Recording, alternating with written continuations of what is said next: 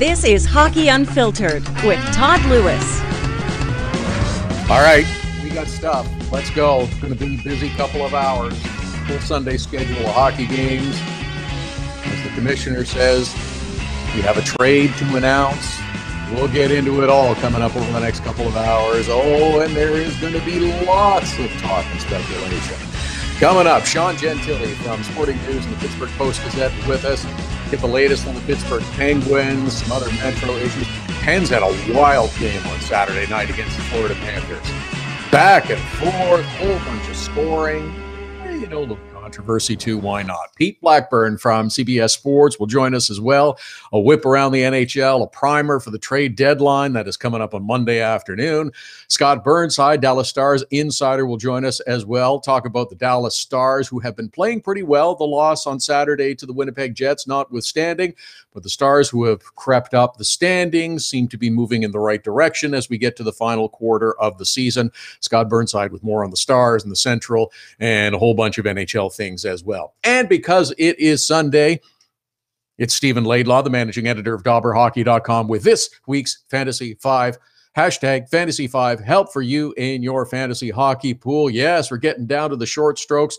Steve will be here with his weekly visit and 5 names for you to keep in mind in the fantasy hockey world. It's Hockey Unfiltered with Todd Lewis every Saturday and Sunday, 11 Eastern, 8 a.m. Pacific at hockeyunfiltered.com, streaming live on the Hockey Unfiltered app, powered by Primetime Radio. Social media as follows: at Hockey Unfiltered, at Todd Lewis Sports on Twitter, on Instagram. Check out our website, our Facebook post as well. It is going to be a busy couple of days through Sunday into the end of the trade deadline on Monday. And there's some games on Monday as well. Yeah, I have a 5-game schedule on Monday.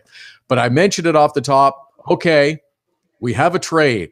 Announced a little bit earlier, the Boston Bruins make the first big splash into the lead up to the NHL trade deadline by acquiring Rick Nash from the New York Rangers. That Rick Nash that had been sat out for a few games is on his way to Boston, and in fact, literally is on his way to meet up with his team, actually at Buffalo, because the Bruins play in Buffalo on Sunday, and he hopes to be in the lineup. Boston now is also part of a financial obligation to the Rangers. In return for Rick Nash, the Rangers get Ryan Spooner, Ryan Lindgren, Matt Bolesky, the Bruins first rounder in 2018, a seventh rounder in 2019. They will hold 50% of Nash's salary for the balance of the year, and the Bruins will hold half of Matt Bolesky's salary for the next few years. So, of course, everybody is immediately saying, okay, who won the deal? Who won the deal? And that's the immediate response after any trade is consummated. Who won the deal? Well, you can't actually make that real assessment for a little while yet because you got to let it play out. It is, first of all, a big price to pay for the Boston Bruins to acquire Rick Nash. That is a very big price. It is a giant haul for Jeff Gorton and the New York Rangers. They held on and got the best deal, getting Spooner, getting Lindgren, Matt Bolesky. You know, we're going to have to wait and see on that. But a couple of draft picks. Nash's salary is up at the end of this year. The Rangers will hold on to half of that. Bolesky's goes for a few more years, and Boston will be paying that. It is a big price to pay for the Boston Bruins. Now, if the Boston Bruins go on and win a whole bunch, it's worth the big price, isn't it? If Boston goes on and wins the Stanley Cup, it's worth whatever you cost. Yeah, fine. Players, prospects, draft picks, doesn't matter. If you win the Stanley Cup, that's great. However, there are no guarantees that the Boston Bruins are going to win the Stanley Cup. In fact, they are in a really tough fight in their own division. And after a loss to the Toronto Maple Leafs on Saturday night, the Leafs jumped ahead of them in the division standings.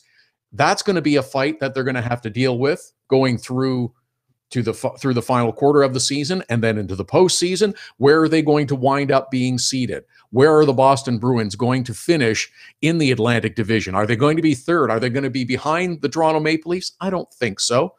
They seem to be a better team. I think they will at least get ahead of the Toronto Maple Leafs because the Leafs are only a single point ahead of them, and Boston has 5 games in hand on the Toronto Maple Leafs. They have games in hand, 3 of them as well on the Tampa Bay Lightning, but they're 5 points behind. So do you wind up finishing second? That's still pretty good. How much do you win, though? That's going to be the important part in terms of measuring the winners and losers of this trade, because everyone wants to know who won the trade. Yep, looks like the Boston Bruins got the best player, and a player that can play in all situations, which is the other important part. Everybody remembers that Rick Nash will kill penalties as well. He can be a pretty good penalty killer. We've seen him do that. Power play, 5-on-5, penalty kill, that gives the Bruins an extra option as well. But there's no guarantee you're going to go deep in the playoffs. Even with this big, giant acquisition, there is no guarantee that you're going to make it out of your division. And that potentially means you might not make it out of the first round. If you don't make it out of the first round, then the price is definitely too high. Do I see Boston moving on? Possibly. There's no guarantees, though. That's a tight division that they're going to be in, with Tampa and Toronto battling the Boston Bruins for seeding in the Atlantic Division right down to the end of the year and getting out of that division to move on. That is going to be a tough fight. But the Bruins think that they're better because of it. Understandable. Good move. You got to try things. You've got a good team. You're on the rise and should be for a few years to come. You have a number of good prospects coming, so you can afford, if you will, to pay the higher price. Good move for Boston. If they win a couple of rounds, is it a success then? Probably. If you're playing in the Eastern Conference Final, I think you can deem that a success. That's got to be the minimum standard, though. But there's no guarantee that Boston's going to get there. For Rick Nash, career numbers in the postseason, 77 games played, 15 goals, 26 assists for a total of 41 points. Not outstanding, but not terrible either. Busiest year, of course, goes back to 13 and 14 when he played 25 games in the playoffs as a member of the New York Rangers, but only had 3 goals. Going to be interesting to see how this one plays out. And of course, this is just the beginning of what's going to happen in terms of trade deadline. The frenzy seems to pick up a little bit each year. Oh yeah, it's going to be interesting. Now there's other things too with this deal that come into question for the Boston Bruins, because Riley Nash is of course on the Boston Bruins roster, so that's going to maybe cause a little bit of work as to what the names are going to look about like on the back of the jerseys, on the nameplate, on the back of the sweater. You put full names on the back, I'd be okay with that. I saw one suggestion earlier. I wish I could remember what it was. I saw one suggestion earlier on Twitter. It should be Big Nash and Little Nash. New Nash and Old Nash. How about that? Riley Nash, Rick Nash, RI for both. Now, the other question is going to be nicknames as they're talking, because if your last name is Nash and with a limited originality for NHL nicknames, Nasher is pretty standard, isn't it? Is this going to cause confusion in the locker room? I don't know. These guys going to play on the same line? Nash to Nash? I don't know. That's good. But good for Rick Nash. He's hustling to try to meet up with his new team in Buffalo, the Boston Bruins, taking on the Buffalo Sabres. It is one of 6 on the Sunday schedule, excuse me. It is a busy day, including morning hockey in Nashville, with the Predators hosting the St. Louis Blues, Boston and Buffalo. It's a 5 o'clock Eastern start. Detroit and the Rangers, a big night in New York, as the Rangers will honor Jean Routel and retire his number. A great ceremony last night in New Jersey as the Devils honored Patrick Elias as well. San Jose is in Minnesota, Edmonton is in Anaheim, and Vancouver is in Arizona. Those are the 6 on the matchup. But it's going to get busy. It's going to be a bit of a frenzy as we get towards the trade deadline. Seems to be that it picks up every year just when I think, okay, we've kind of reached the maximum. We've kind of reached the peak in terms of hype and anticipation and frenzy and speculation and alleged rumors and people flinging poo at the wall to see if they can get something to stick and get some traction and generate some page clicks and stuff. I don't know. We'll see. Now, once we get past Monday, 3 p.m. Eastern deadline, I started to hear this a little bit. We'll hear it even more as we get into the latter part of next week and over the next few weeks. But here's something to keep an eye on. Once we get past Monday and the trade deadline, if you want a new drinking game, I've got it for you. Every time you're watching an NHL game or you're listening to a game on the radio, every time one of the broadcasters uses the phrase, if the playoffs started today, ... insert which team matchup would be. You will hear that an awful lot over the next few weeks. Usually really picks up after the trade deadline. If they use that to preface any sort of matchup or discussion, you got to take a drink. And I'm telling you, pay attention. You'll find that you'll get things lit up pretty quickly. Before we go too far into the show as well, I got to give a huge shout out to all of those that were listening to our program yesterday. We're here every Saturday and Sunday, 11 Eastern, 8 a.m. Pacific at hockeyunfiltered.com and streaming live on the Hockey Unfiltered app powered by Primetime Radio. I got to give a huge shout out to everybody who was participating yesterday and submitted photos and nominated their dog for the Hockey Unfiltered Dog of the Day yesterday. We got huge numbers in terms of submissions. It was great.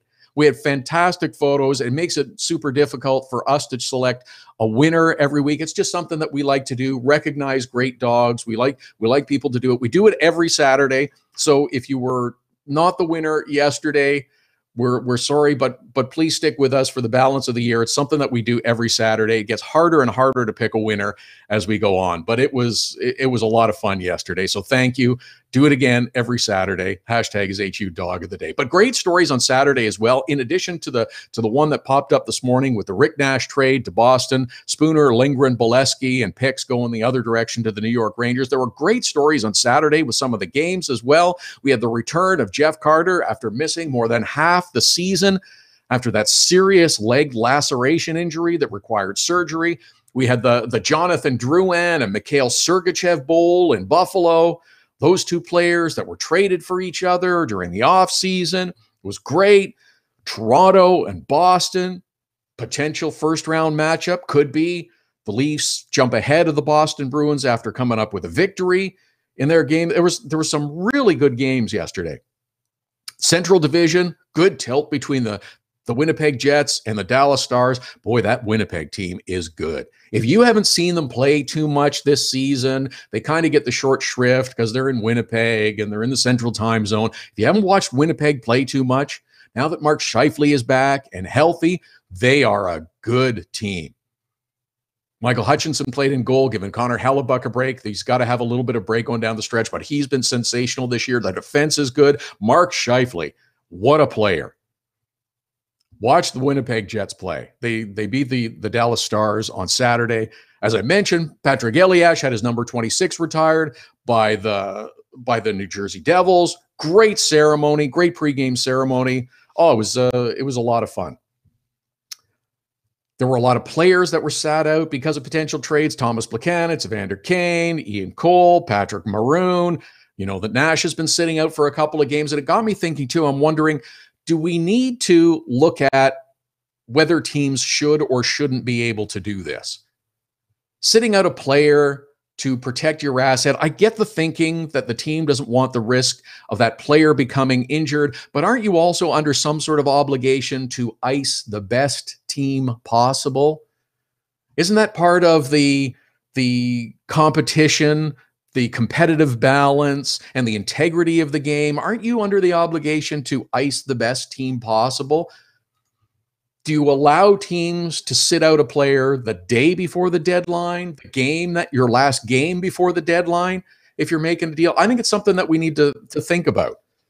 There's no guarantee that any of these players are going to get moved, but if they get dinged up, I don't know. You don't want that.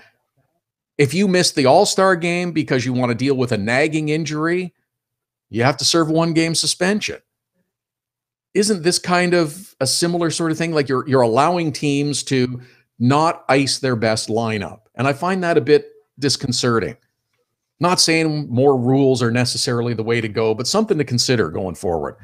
But the big trade so far, Rick Nash headed to Boston, hoping to be in the lineup against the Buffalo Sabres. Ryan Spooner, Matt Bolesky, Ryan Lindgren, and some picks going the other direction. Undoubtedly, there will be more. We'll get into that and a whole bunch more. Coming up this hour in the program, Sean Gentille will join us shortly. We'll talk about the Pittsburgh Penguins and the Metro. Pete Blackburn from CBS Sports, a whip around the NHL. Scott Burnside and Stephen Laidlaw also with us on the Sunday edition. At Hockey Unfiltered, at Todd Lewis Sports, the Twitter and Instagram handles to follow us. Busy Sunday straight ahead. Hockey Unfiltered with Todd Lewis. More after the break. Hockey Unfiltered with Todd Lewis sends you to the biggest events at the best prices. This year, we've partnered with Seat Giant to give you special deals on tickets to NHL games, concerts, or other events. Simply go to SeatGiant.com, find the tickets you want. When you check out, use the promo code TODD for a special discount. That's promo code TODD for a special discount. Start saving with SeatGiant.com on your next purchase. Get your business started getting more leads. 1-844-SEO-LEAD. The number to call if you want more online leads for your business is 1-844-SEO-LEAD. Search engine optimization can be the difference between success and failure. It's no coincidence which businesses are listed first in Google searches. Call 1-844-SEO-LEAD. Now it's even easier to nominate your dog as the Hockey Unfiltered Dog of the Day. We do it every Saturday. Send us a photo on Twitter or now on Instagram with the hashtag HU Dog of the Day. We choose a winner every Saturday. That's simple. Now on Instagram or Twitter, send us the photo using the hashtag HU Dog of the Day, and your dog could be the one added to our gallery on the website and Facebook page. It's the Hockey Unfiltered Dog of the Day every Saturday. Cutting-edge design for manufacturing. Nova Product Design. Industrial design. Mechanical engineering and design. Nova Product Design provides experienced design for parts and assemblies, manufacturing, assembly, and serviceability. From plastic parts to sheet metal forming, mold and tool design, injection molding, and more. Nova Product Design. Visit novaproductdesign.com to learn more. So you had to get groceries, take your daughter to dance class, and a pipe burst in the kitchen. You missed Hockey Unfiltered with Todd Lewis. No problem. All of our shows are available as a podcast right after the show airs, so you can listen when life gets in the way of hearing us live. Subscribe through iTunes and get alerts as soon as the podcast is available, or go to our website, hockeyunfiltered.com, and listen. Plus, check out the other cool stuff. The Hockey Unfiltered with Todd Lewis podcast. Subscribe now through iTunes.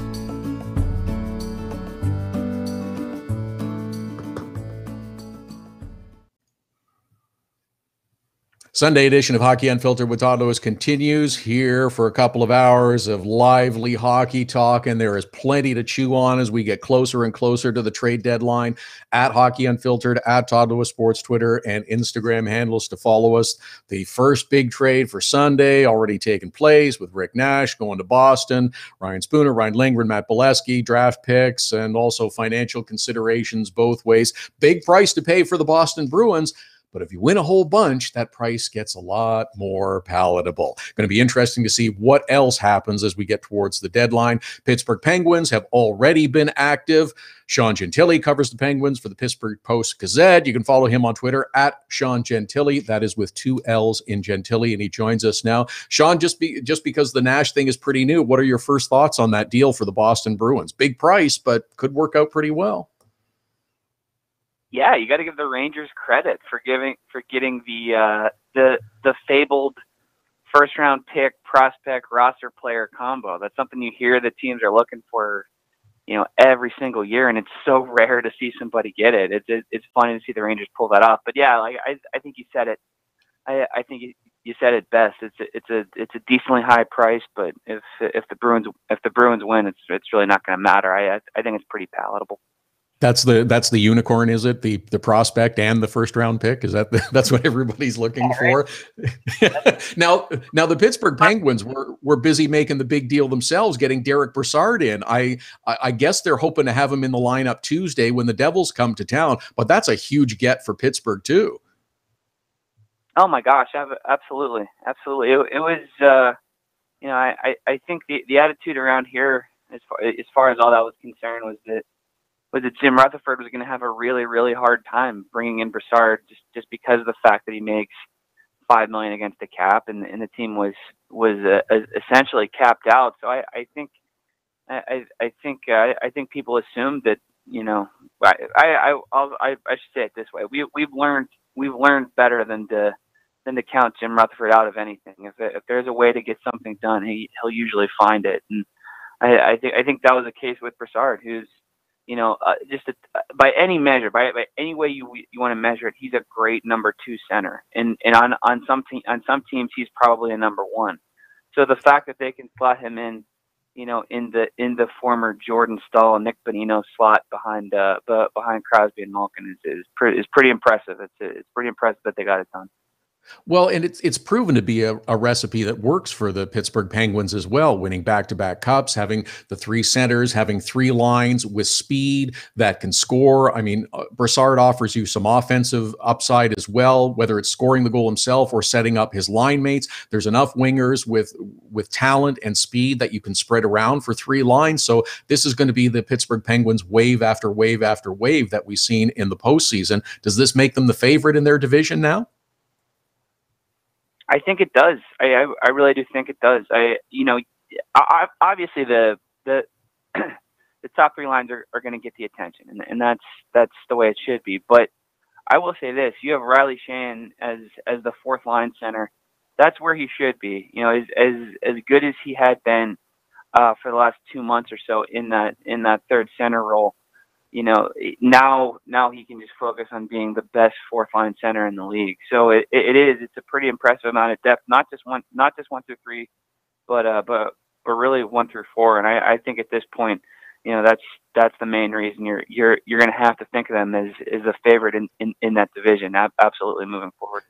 And you mentioned it when you talk about Brassard, that he's a good number 2 center. And I think we get hung up on this a little bit when people are talking about and describing players, a number 2 center, a number 3 center.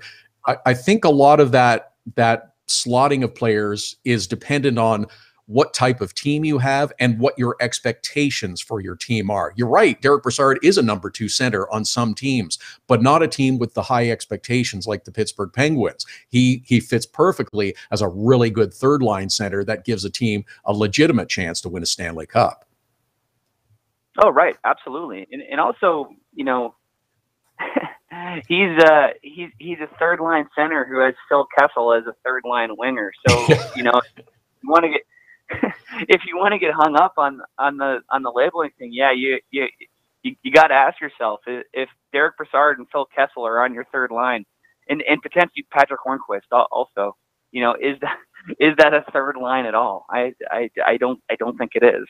Yes, a bounty of riches indeed. Sean Gentille is with us from the Pittsburgh Post-Gazette. We're talking a little Pittsburgh Penguins. Follow Sean on Twitter at Sean Gentille.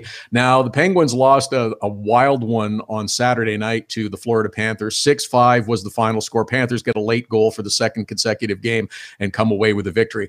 I'm pretty sure the coaches on both sides weren't really thrilled with this game. I got to tell you, though, it was pretty dramatic to watch, going back and forth with the Panthers going up and then the Penguins coming back. And it was a pretty exciting game to watch.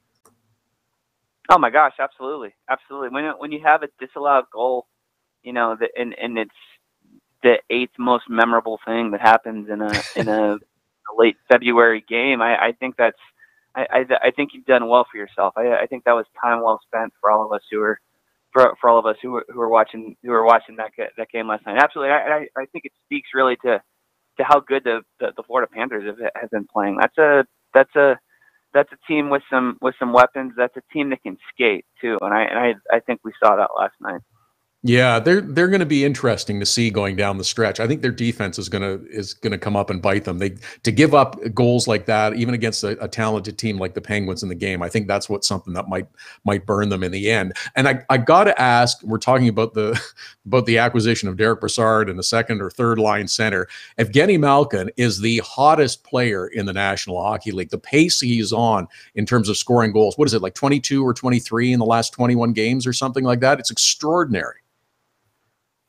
Yeah, it's unbelievable. He's we've seen that from him time and time again over the course of his career where I don't want to say that he's a streaky player, because that's like kind of damning him with faint praise. But he gets in these stretches and in these months, and then now we're talking about really 2 months since the calendar turned over. He's on another level, and it's been impressive to watch. He had an assist yesterday that came off the board whenever they reversed the call and took away Patrick Hornquist's goal too. So yeah, it's been impressive to watch, and there's something about his game and the way that he can dominate that makes him even more fun to watch than most, putting up numbers like that. Is he a finalist for the MVP right now? I think he's pushing himself into that conversation. You look at the way things have tracked over the last month or so. I think you got to put Nikita Kucherov at the top of the list. I would have said that Nathan McKinnon needed to be in the conversation, but before his injury. So you do have, I think beyond Kucherov, really, at this point, I think you can have your pick of any number of guys, and I would put Malkin in the discussion, absolutely.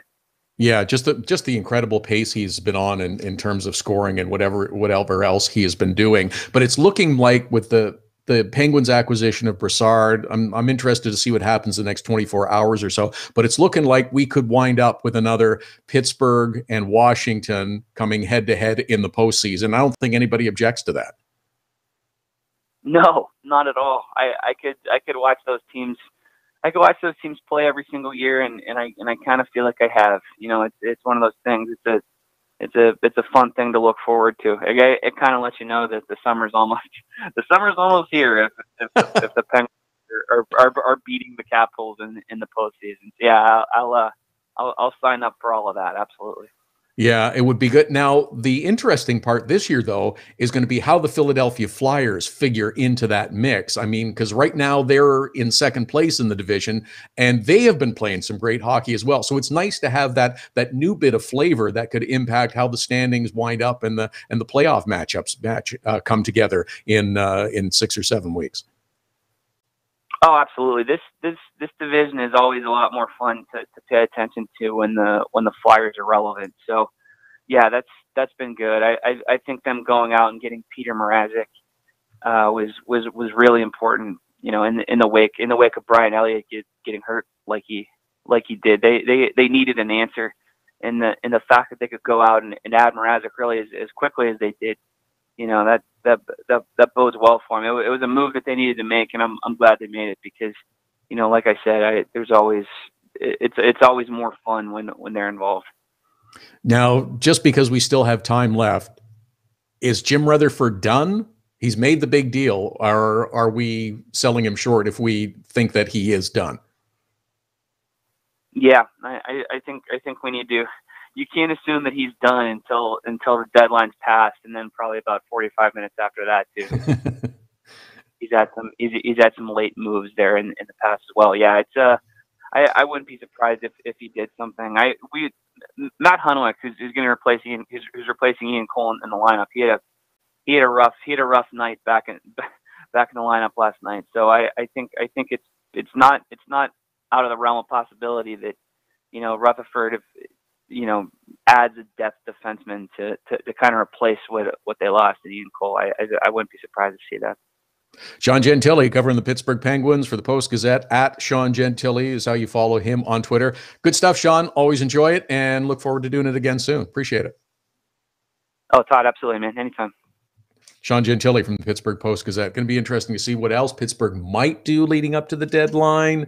I don't know. Maybe another depth defenseman couldn't hurt. Rick Nash is the big move that has been made already on Sunday. Ryan Spooner headed the other direction. And in fact, Alain Vigneault expects him to be in the lineup as well when the Rangers take to the ice against the Detroit Red Wings on Sunday. Also part of the deal, Ryan Lindgren, Matt Bolesky, a couple of picks, and their salary implications as well. Going to Boston, Rick Nash, who is expected to be in the lineup when the Boston Bruins take on the Buffalo Sabres. One other player note as well, Chris Stewart has apparently been placed on waivers by the Minnesota Wild. There may be some other waiver moves before we get to noon on Sunday as well, and perhaps they will start to trickle in after that. Going to be a busy couple of hours, going to be a busy day or two as we get towards the NHL trade deadline. At Hockey Unfiltered, at Todd Lewis Sports, the Twitter and Instagram handles. In the next segment, Pete Blackburn from CBS Sports will join us. We'll kind of go around the National Hockey League, talk about some of the moves that have been made and some of the ones that could be made as we get towards the deadline.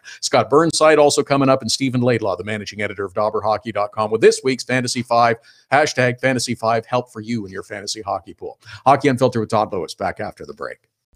Hockey Unfiltered with Todd Lewis sends you to the biggest events at the best prices.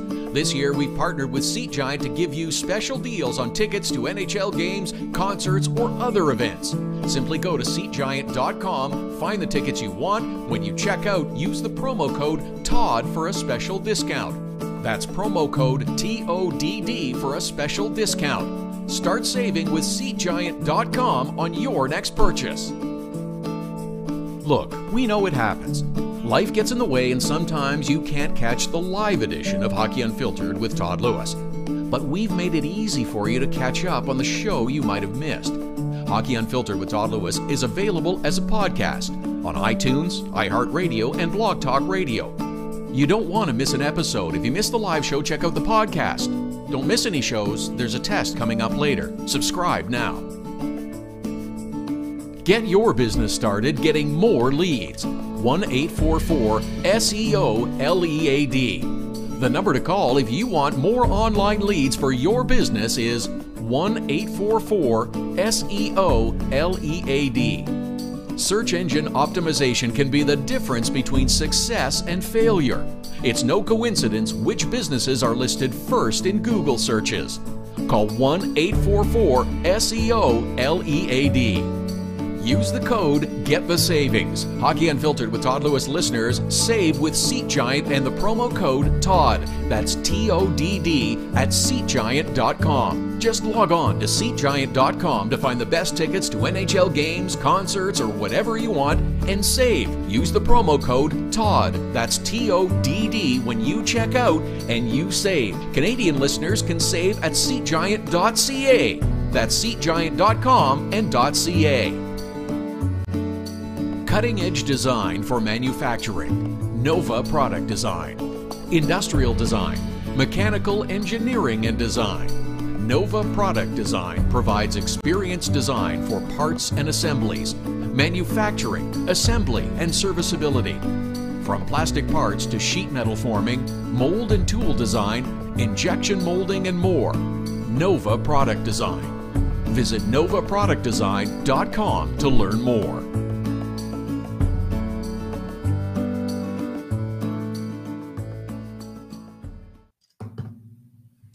Welcome back. This is Hockey Unfiltered with Todd Lewis. It's the Sunday edition here every Saturday and Sunday, 11 Eastern, 8 a.m. Pacific, at Hockey Unfiltered, at Todd Lewis Sports, the Twitter and Instagram handles, live at hockeyunfiltered.com, streaming live on the Hockey Unfiltered app. It has been a busy morning already in the National Hockey League with trade activity. Undoubtedly, there will be more today and then more on Monday leading up to the NHL trade deadline at 3 p.m. Eastern. And then the focus will become the stretch drive and getting into the postseason.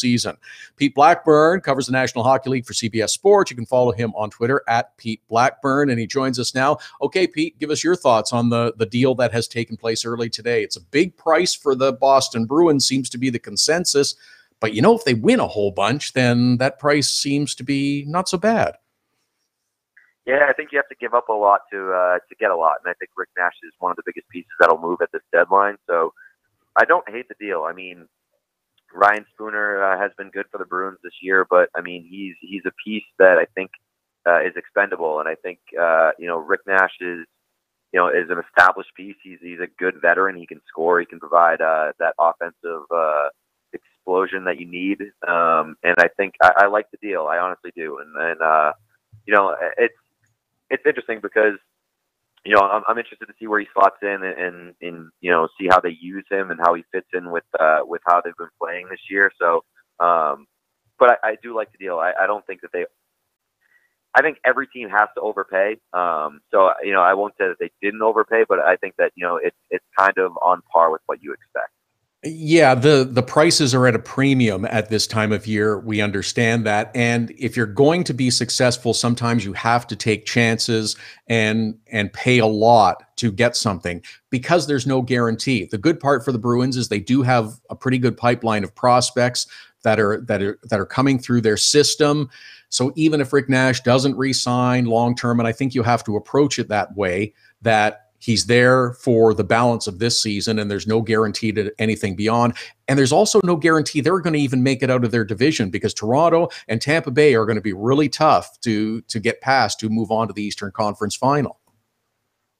Yeah, I mean, it's a dogfight, and even if the thinking is that they're going to get to the playoffs, but they're ahead of schedule in terms of their rebuilding. Once you get to the playoffs, there's no guarantees, obviously. I mean, the East is pretty good this year, especially all the teams coming out of the Metro. You need to load up, and they have expendable pieces. I like Spooner, but he's an RFA at the end of the year. There's no guarantee that he was going to be beyond here anyway. I think that if you look at it the right way, they might have just upgraded on rentals. They have Spooner for the rest of the year, or they have Nash for the rest of the year, and I would take Nash. So I like that. Yeah. deal. Yeah, and he can kill penalties too, which is another part that gets forgotten about a little bit, I think, with Rick Nash. Now, in the other division, the Metro, Pittsburgh has loaded up. Washington's made a couple of moves. Philadelphia got a goaltender, and that's going to be an equally difficult task to try to move even out of that division with the way all three of those teams have been playing.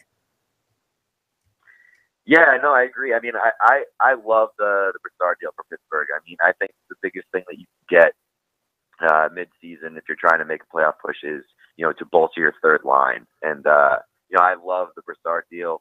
I think that that's going to be, huge for them down the stretch. So, I like, they've proven in years past that they're really good at adding midway through the season. So, I think that we could look back on that deal and say, that was a real turning point for Pittsburgh. Now, of course, the other name that's going to get talked about at least up until the 3 p.m. deadline on Monday, because it has it's started a frenzy a couple of days ago when things really picked up, and the discussion about Erik Karlsson and the potential he gets moved out of Ottawa before the deadline. I know some are making the argument that teams want him now, so they have a possibility of 2 playoff runs with him, but I don't know. I just don't see this happening before the deadline on Monday. I think that's an unrealistic expectation to try to get that big a deal done from the Ottawa perspective and any potential suitor. It's interesting to me because, from Ottawa's perspective, they want a roster player. And everybody knows that Ottawa's pretty desperate at this point and that they don't feel like they can re-sign Carlson. And if they did feel like they could, then they would absolutely do everything in their power to do that. And so the fact they're even exploring the possibility of a trade means that, they have a pretty good idea that they're not going to keep him. And so to ask for a roster player in return, everybody knows that you're vulnerable, and the Lightning aren't going to give that up when they're in a position to make a Stanley Cup run. So, it's interesting to me how Ottawa's approaching it. I don't know if it's going to happen, if they're going to get a deal done, but I think that Ottawa's desperate enough to do a deal, even if it's not a win for them. I think that's where they're at. I see, yeah. And I'm a little curious about this one because I don't think it's that Ottawa can't sign Erik Karlsson because they can pay him the money. It's that Ottawa is going to choose not to pay Erik Karlsson the money. Now, I also understand that they have legitimate concerns and their financial situation with their building and everything is part of it.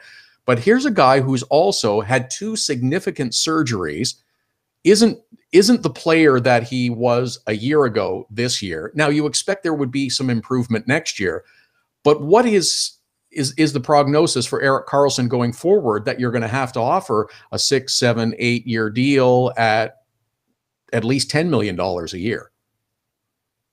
I mean, it's a bit worrisome. It's a gamble, but I mean, if you're gambling and you even get like 2 or 3 seasons of Erik Carlson at his best, that's probably worth the remainder of that deal. If you're a team, in a year in which, in years in which you're trying to compete. Obviously you don't want to give him a 7-year deal and pay him for, the extent of that if the 2 or 3 years at his best don't come during years where you're competing for the Stanley Cup. But I think, if it's the right team and it's the right fit, it could be worth the gamble. But I don't know if Carlson even wants to go back to Ottawa at this point. Why would anybody want to sign long term in Ottawa? That's the question to me. And I don't feel like I feel like he sees his options on the table, and Ottawa is very low down that list. Yeah, and from a personal standpoint, that he is a terrific player and one of the best defensemen, and wants to get a new contract in the summer. But at the same time, he sees clearly that this is a team that is not going to be competitive for a number of years, and that's the path that they're taking. Right. I think during negotiations, I would assume that he's gone and seen what they're laying out in terms of where they're headed as a franchise, and I would imagine that he doesn't like it, and that comes with the territory and trying to reach a new deal. So I just imagine that he doesn't want to be there. Pete Blackburn is with us from CBS Sports. At Pete Blackburn is how you follow him on Twitter, talking about the NHL trade deadline, potential moves going up to it, and stuff around the National Hockey League. Everybody's been talking about Vegas all season. It looks like pretty much a done deal that they are going to win the Pacific Division. They were involved in the Derek Brassard deal to facilitate the dollars and cents.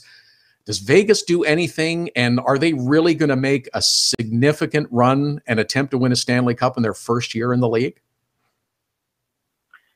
I mean, they're in as good a position as anybody to make a run, obviously. But I don't see them making a big splash, and for good reason. I think they like their team, and why not? I mean, they've defied all odds and become a contender in their first year of existence, which is incredible. I think that if they wanted to make a splash, they could. They have the assets. Obviously, they stockpiled at the expansion draft, but they have a team that they like, and they're going to move forward with it. I think why overpay? And when you like your chances already. So I don't know how. It'll be interesting to see how that shakes out in terms of the playoffs, because obviously anything can happen, and the regular season kind of becomes irrelevant once you get to the playoffs. So it'll be interesting, but I think that I agree with them in standing pat. And they may have the best chance to get to the Western Conference Final, because they're not having to play those teams in the Central Division. They don't have to play Nashville and Winnipeg and Minnesota. Not that San Jose or potentially Anaheim or Calgary are bad, but it might be an easier path coming out of the Pacific. No, I agree. I think that the Pacific is a little bit easier than Central. I mean, the Central has been kind of a dogfight for the past number of years, and I mean, for the Pacific, it seems like who's ever at the top of that division is really, really good. But then there's a significant step back, and we're seeing that again this year. Here, Pete, I'm going to hit you with one, too, just before I let you go. Another deal has been done. Toronto Maple Leafs have acquired Thomas Plekanec and Kyle Bond from the Montreal Canadiens in exchange for Renat Valiev, Kirby Reichel, and Toronto's second-round pick in 2018. So the Leafs, following the pattern that they did a year ago when they brought in Brian Boyle, they've brought in another center in Thomas Plekanec from Montreal on an expiring contract. Yeah, it's an interesting deal. I think that's that's something that I would have to kind of dig into, but I kind of like that deal at face value. I mean, the Leafs, again, they've got to keep pace with the Bruins, and it's going to be, in the Eastern Conference is going to be a tight fight. So, I think that I like that deal for the Leafs. I like it too, because it doesn't disrupt from their long-term plan. They're realistic, I think, in their expectations that they too are probably ahead of where they expected to be at this point in their history. And okay, well, here's a little help. This worked for us last year, and having Dominic Moore as your fourth line center really isn't, or your third line center really isn't that big a downgrade or it's a significant upgrade to have Thomas Plekanec, and especially with Austin Matthews, who's going to miss some more time. Right. Yeah. I think that, for both the Bruins and the Leafs, it's if you're adding without disrupting, that's a really key factor. And I think that both the Bruins and Leafs have done that to this point. Spooner is obviously has been good for the Bruins this year, but I don't know if he fits into their long-term plans. So, I like the idea of adding without disrupting beyond this year. Pete Blackburn from CBS Sports, at Pete Blackburn is how you follow him on Twitter. Good stuff today, Pete. Thanks for the time, and I hope we can have you back again soon. Absolutely. Thanks for having me. All right. The deal again is just breaking now is that the Maple Leafs have acquired Thomas Plekanec from the Montreal Canadiens, along with Kyle Baun, and sending the other direction Kirby Reichel, Renat Valiev, a second-round pick, and apparently the Canadiens are hanging on to half of Plekanec's salary for the balance of the year. Montreal's got all kinds of cap room. This was a move that was talked about and thought to be occurring for some time. Plekanec sat out the Saturday night game against the Tampa Bay Lightning, so he is on the move. He will be an unrestricted free agent at the end of the season. And this is the stuff that's got to happen for the Montreal Canadiens, doesn't it? I mean, with the kind of year that you've been having, your number one defenseman, Shea Weber, has been out since Christmas time, finally announced this past week that he's going to have surgery. He's not going to be back for the balance of the year. Carey Price has suffered a concussion. He is out indefinitely. It's a race to the bottom now for the Montreal Canadiens to try to get as low as they can in the standings. I'm not sure that they're going to be able to beat the Ottawa Senators, because they're already 3 points ahead of them, playing 61 games, and they're definitely not beating the Buffalo Sabres. But it's get as good a draft position as you can and acquire as many assets as you can before the NHL trade deadline at 3 p.m. Eastern time on Monday. We'll keep you updated on any of the other happenings as well. And actually, I'll relay some very sad news that the Carolina Hurricanes just announced a little while ago.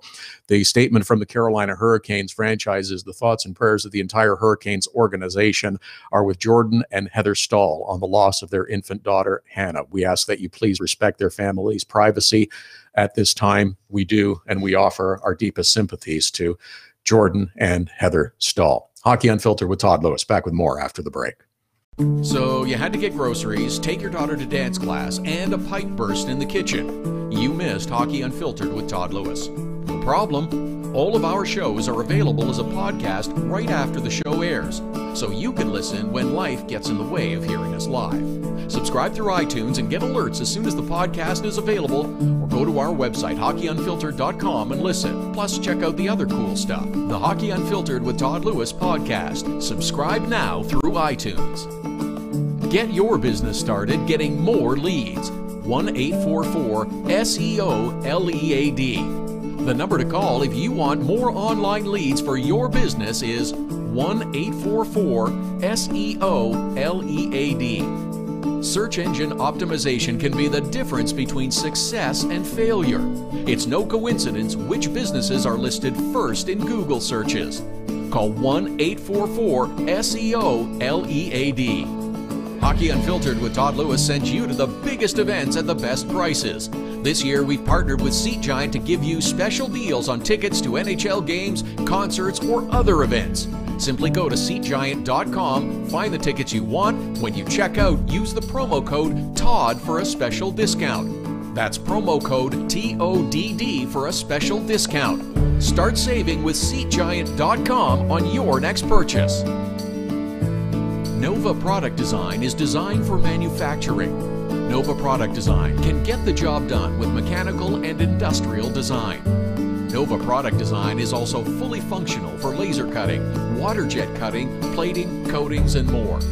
Nova Product Design, innovative design, and the latest technologies. Nova Product Design can design, build, and test any required types of prototypes and beta units. Visit NovaProductDesign.com. We're looking for your Hockey Unfiltered Dog of the Day nominations every Saturday. Now you can send them through Instagram. Use the hashtag HU Dog of the Day. Send us a photo of your dog on Twitter or Instagram to nominate them as the HU Dog of the Day. Include your name, the dog's name, and any other cool details you want. We choose a winner and add them to the Dog of the Day gallery on our website and Facebook page. It's the Hockey Unfiltered Dog of the Day every Saturday. Hashtag HU Dog of the Day.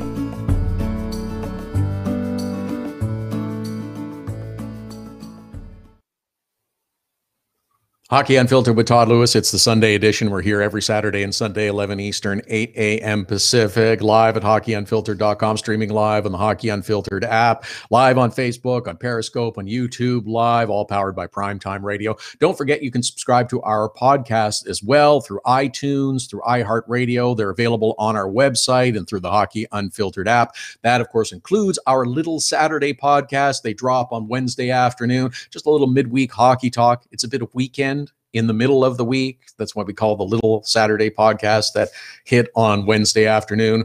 By then, we'll have had a little chance to digest all of the trades and all of the moves that have been made around the National Hockey League. The big Derek Brassard deal that the Pittsburgh Penguins pulled off. They're expecting him to be in the lineup when they host the New Jersey Devils come on Tuesday. The first big move that took place on Sunday with Rick Nash being dealt by the New York Rangers to the Boston Bruins. Ryan Spooner, Ryan Lindgren, Matt Bolesky going the other way along with a couple of draft picks. There are financial considerations both ways as well. Toronto Maple Leafs also announcing that they have acquired Thomas Plekanec from the Montreal Canadiens. Prospects also involved in this deal, along with the second-round pick going to Montreal. And the Canadiens retain half the salary of Thomas Plekanec, who is on an expiring contract. He will be an unrestricted free agent at the end of this year. He was held out of the lineup on Saturday night when the Canadiens were hosting the Tampa Bay Lightning. It was a feisty game between these two. Brendan Gallagher kind of bonked Victor Hedman with his helmet. They have a little dust up. Carl Alsner stuck his leg out and had the knee-on-knee collision with Nikita Kucherov, which caused Steven Stamkos to go all Rambo on him, charged after him, kind of wrapped up. I'm really at I really can't make myself say that he dropped the gloves and fought him. He did get rid of his gloves, but he just kind of wrapped his arms around him and grappled with him for a couple of minutes and kind of said, hey, you can't do that. But it was Alsner who was trying to throw the punches. It really wasn't Stamkos. But, you know, that's the team way and the team thing. Got to stick up for your teammate. Habs looked like they might be able to pull this one out, but Tampa comes back and they win it in a shootout. Looked like Charles Hudon might have had a chance against Andrei Vasilevsky, but he made an unbelievable save in the shootout, kind of sprawls towards the puck as Hudon has it on his stick and then flings his hand around behind his back and stops the puck. And it was a remarkable goal to see, or a remarkable save to see. But as I mentioned, this has got to be a busy 24 hours for Marc Bergevin and the Montreal Canadiens. No Shea Weber for the rest of the season. No Carey Price for the foreseeable future. And okay, so you've moved Plekanec, that's understandable. You get some prospects, you get a draft choice. Keep pushing, keep moving, keep pushing, keep moving. The only issue I have with this is that this is Marc Bergevin who is in charge of the Canadiens still at the trade deadline. Remember a year ago the moves he made? Steve Ott, Dries Martinson, Dwight King, these are the players that he brought in. These three players who are no longer in the league. I don't know. And I'm still having trouble getting my head around the possibility of Erik Karlsson and the much suggested destination of Tampa. I know that Erik Karlsson and Victor Hedman are pals. I know they dressed up like pirates together during Gasparilla and the All-Star weekend.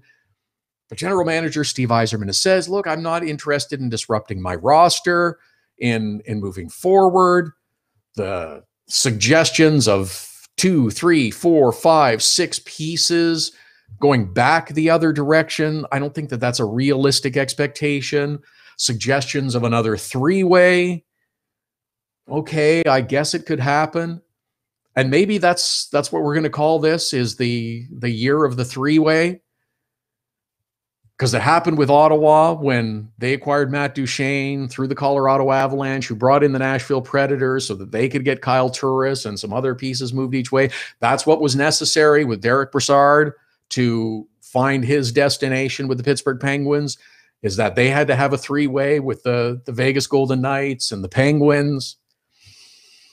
I don't know. Maybe this 17-18 season will be known as the year of the three-way if you're going to make these big deals. But it's kind of two separate transactions. It takes time. It's difficult.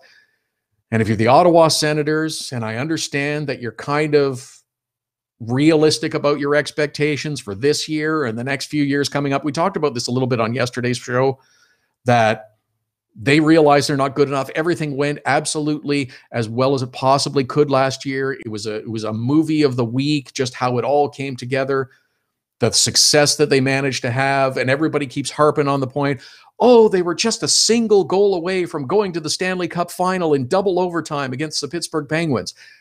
And that's true. But is that a realistic description of the talent and expectation level for the Ottawa Senators for last year and for this year and for the next year or two to come? Do I think that Erik Karlsson's going to be in Ottawa long-term? No. And that's going to be a tough one for the Ottawa Senators and their fans to swallow. And if you make a deal in haste leading up to the trade deadline, I don't know if that's the best way to go either. Everyone was all over Joe Sakic because, it took so long to trade Matt Duchene. It went months and months and months and probably about a year. But look at the haul he managed to get. Sometimes a deadline is not necessarily a good thing. It does mean there's pressure, and that does mean there is an impetus to get something done. But it doesn't mean that it's a final deadline. It's just the latest deadline. There will be more of them ahead. If there's a better opportunity to get more teams involved and to have more teams perhaps put offers together, even to get more teams involved if you're looking at a three-way deal with Ottawa and a couple of other teams, sometimes time is the best thing. Sometimes allowing things to just percolate for a little while and not making a decision because you're feeling pressure from your fan base, from your player or players on your roster. Yeah, maybe time is the best thing. And I think that might be the best thing for the Ottawa Senators. Do I think Erik Karlsson's there long-term? No. I think he will move on. But I think as much as anything, it's his choice as much as the Ottawa Senators. So how much can you get for Erik Karlsson now with one team, possibly a second or third bidding, as opposed to what can you get for Erik Karlsson at some point in the summer, whether it's at the draft or leading up to and around free agency, when you might be able to get more teams involved in the bidding. Teams are going to be able to create more salary space later on in the summer. We've seen that as a premium right now. Trying to create cap room is becoming more difficult, and you're having to bring in a third team, and this is kind of becoming the year of the three-way. Maybe it's something that we'll see. I'm not convinced that Erik Karlsson moves before 3 p.m. on Monday. He might want to, Sens might want to, but I'm not sure it's the best time. Sometimes patience is a good thing. First hour has been really busy and flown by. We're talking about trades. We'll get into more of that in hour number 2. We'll look back on some of the other stories from Saturday night. Patrick Elias, jersey retired. There were a lot of fast goals on Saturday night in a whole bunch of games. Some other puzzling things. And yes, the other issue that's going to come up again, goaltender interference, because there was a whole bunch of that on Saturday as well. Hockey Unfiltered with Todd Lewis. Back with more after the break.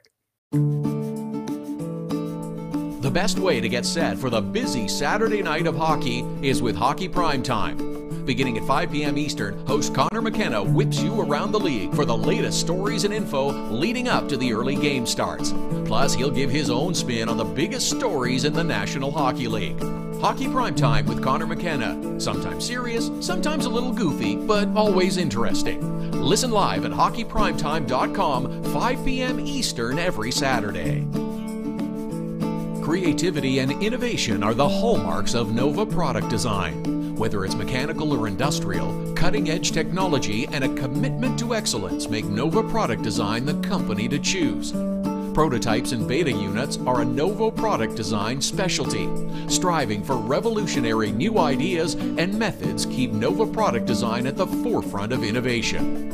Visit novaproductdesign.com and learn more. Hockey Unfiltered with Todd Lewis sends you to the biggest events at the best prices. This year, we've partnered with Seat Giant to give you special deals on tickets to NHL games, concerts, or other events. Simply go to SeatGiant.com, find the tickets you want. When you check out, use the promo code TODD for a special discount. That's promo code TODD for a special discount. Start saving with SeatGiant.com on your next purchase. Being on the World Wide Web is great. Being found is the tricky part. 1-844-SEO-LEAD. Search engine optimization is the only way your business can get a leg up on the competition. 1-844-SEO-LEAD. For the necessary tools to make your business stand out in a crowded marketplace, 1-844-SEO-LEAD. Now it's even easier to nominate your dog as the Hockey Unfiltered Dog of the Day. We do it every Saturday. Send us a photo on Twitter or now on Instagram with the hashtag HU Dog of the Day. We choose a winner every Saturday. That's simple.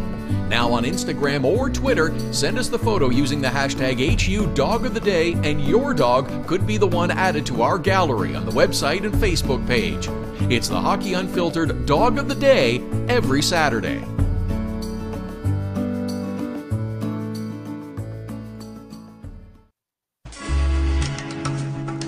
This is Hockey Unfiltered with Todd Lewis. Oh, yeah, it's busy Sunday. Lots going on. Trade action happening. Morning hockey in Nashville.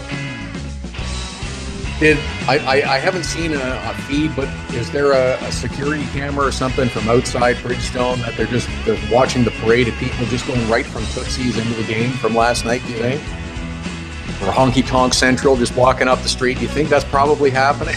It wouldn't surprise me in the least. Scott Burnside, Dallas Stars insider, will join us later on this hour. We'll get the latest on the Dallas Stars. That really tough Central Division. Boy, that is some fun hockey to watch. Winnipeg and Dallas on Saturday night was a terrific game. A bunch of really good games on Saturday as well, a total of 12, and there's a half dozen on Sunday. And also coming up later on this hour, our regular weekly visit from Stephen Laidlaw, the managing editor of DobberHockey.com, with this week's Fantasy 5. Hashtag Fantasy 5 help for you in your fantasy hockey pool. It was kind of okay this week. It sort of shifted a bit, but still a chance to come back and have a good week for me. Hopefully a good week for you in your fantasy hockey pool as well. It's Hockey Unfiltered with Todd Lewis, live every Saturday and Sunday, 11 Eastern, 8 a.m. Pacific at hockeyunfiltered.com. Streaming live on the Hockey Unfiltered app, which is available for download at the App Store, all powered by Primetime Radio, at Hockey Unfiltered, at Todd Lewis Sports, Twitter and Instagram handles. It's been an active Sunday already with trade activity kicking in. The big deal that hit earlier this morning, Rick Nash has moved from the New York Rangers and is on his way to meet up with his new team in Buffalo as the Bruins get ready to take on the Sabres. Headed the other direction, Ryan Spooner, Ryan Lindgren, Matt Bolesky, a couple of draft picks, salary considerations both ways as well. It's a big price to pay. It is a very big price to pay for the Boston Bruins.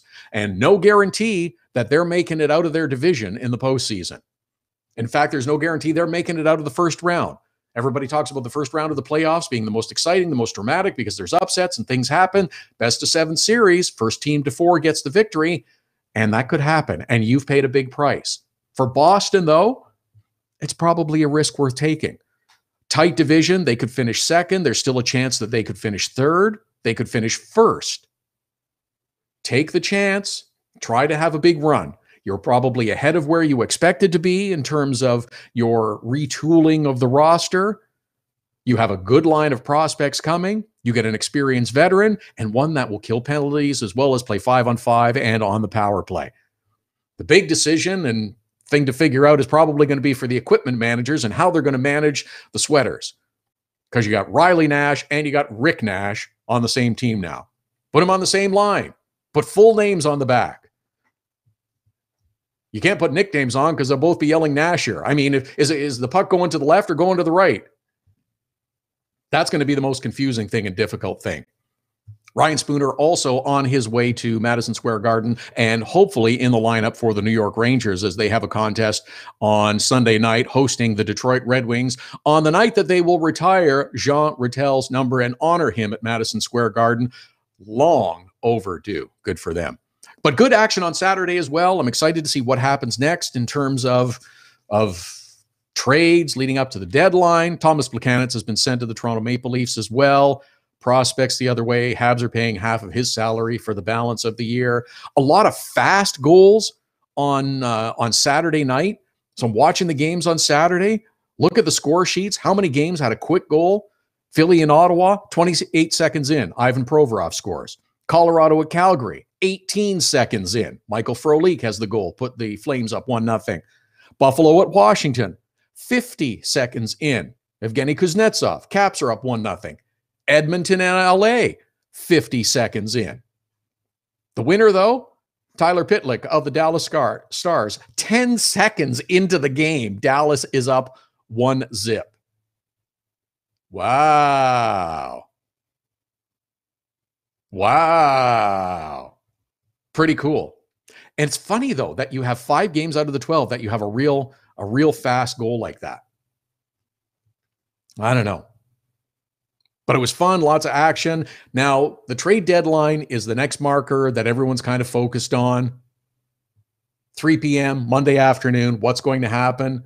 And once that passes, and don't forget our new drinking game as well. We talked about this in the last hour.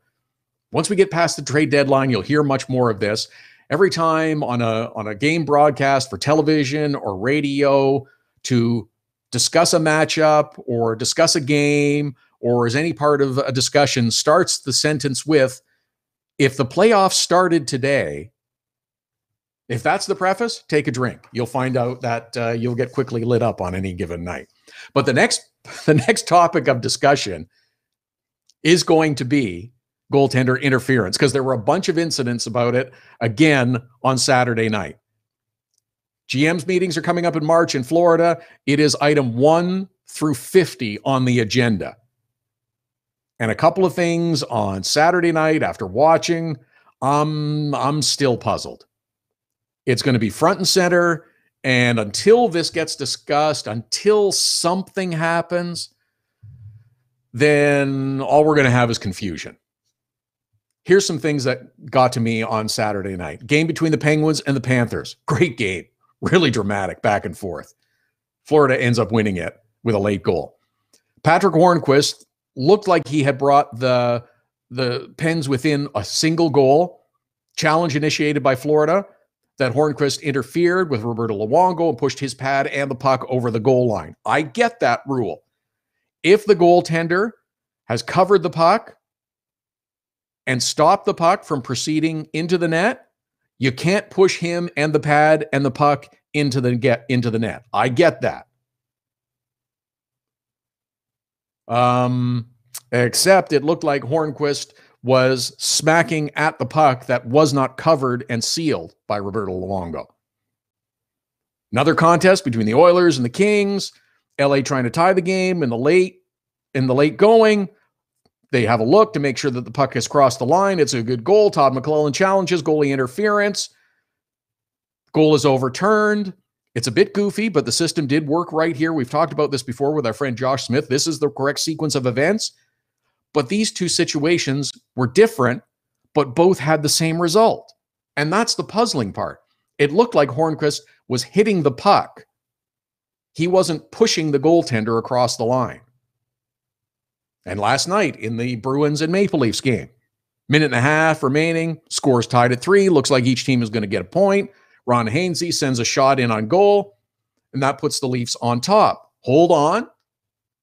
Bruce Cassidy initiates a challenge for goaltender interference. Watch the video again and again and again from a whole bunch of different angles. Zach Hyman is fighting with 2 Bruins for position. He is in the crease. He appears to push one of them away from himself, making contact with Tuukka Rask. I believe it was Charlie McAvoy that he was giving the shove to, and that doesn't allow Tuukka Rask the full opportunity to move from one side of the net to the other to stop the shot that is coming in from Ron Hainsey. As all this is going on, replay after replay, Craig Simpson from Hockey Night in Canada is looking at this and saying, you know what? This goal is not going to be allowed. As I'm seeing this, the player goes into the blue. He is in the blue. It's not that he's outside the crease. He is in the crease. He shoves Charlie McAvoy, contacts Tuukka Rask. This goal shouldn't be allowed. However, that's not the ruling. Goal was allowed to stand. Maple Leafs win in regulation. I am flummoxed as to why this goal was allowed. And until we get some kind of explanations about how the plays are viewed and reviewed by the referees on the ice, because they are the ones that make the call, all you're going to have is more griping and more confusion, because that's what we got post-game from the players on the Bruins side last night. I don't understand it. In the crease, I got shoved into the goaltender. How's that not goaltender interference? It's a legitimate question for players, for coaches, for fans. If the players don't know the rules, and I get that there are 36 different referees working in the National Hockey League, everyone is going to see a replay and view things through their own personal eye. They are going to have a different definition, a different visual definition of what goaltender interference is. Now, what occurred last night between the Leafs and the Bruins may very well have been goaltender interference in the eye of another official. It wasn't in the referees that were working and viewing the replays on the iPad on Saturday night. But until we get some sort of clarity of explanation as to why a call is made, all you're going to end up is frustrated. Sure, different referees will look at things differently, but everyone is trying to enforce the same standard. We have no explanation from the officials or from the video review office of the National Hockey League as to what does constitute goalie interference. I keep asking. We have these explanations when suspensions are delivered by the Department of Player Safety. Here is the incident. Here is what occurred. Here's the explanation of what we see. Here's the explanation of what the player said to us was occurring on the ice. Here is our ruling. Here is how it plays out. We get none of that from a call that happens on a far more regular basis, which is goaltender interference. There were 3 of them on Saturday night alone. And as I look at them, 2 of the 3 didn't go the way I was expecting. Now, again, my understanding and my view of an offense is going to be different than someone else's. But if you explain to me in a clear and concise manner, with especially video evidence as to why this call was made, I might not agree with it. I might think the rule should be changed, but I can accept that. I can understand that this is why the call was made. Here's the rule. Here's the video explanation. Here's the rule from the rule book. Everything makes sense then. You might not agree with it, but you understand it. Right now, we have mass confusion. And that is only going to get worse without further clarity. Just provide a little information. This is not a problem with the rule. This is a problem with getting your message out and marketing and PR and operating in transparency. Because right now, you get the same thing when you go to the crappy NHL.com website. If you can get it to work for you, you have to search through to find the Situation Room explanations. But all you get is the time that the incident occurred, what the challenge was, and the quote from the rule book. That's not helping. You need to help your audience and your teams and players understand. At Hockey Unfiltered, at Todd Lewis Sports, Twitter and Instagram handles to follow us. A bunch of transactions already taking place. The Rick Nash deal is done. He's a member of the Boston Bruins.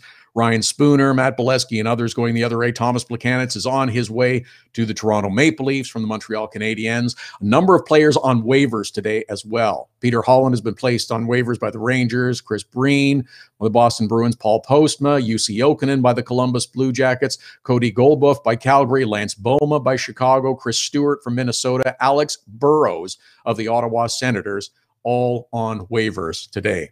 There could be more. Oh, in fact, there are. Johnny Oduya, Chris Thorburn, Mark Alt, James O'Brien. There's going to be a lot of transactions leading up to the NHL trade deadline at 3 p.m. Eastern time on Monday. At Hockey Unfiltered, at Todd Lewis Sports. In the next segment, Scott Burnside will join us. We'll talk about that game last night against the Winnipeg Jets and the tough Central Division and what the Stars might be looking to do at the deadline and much more.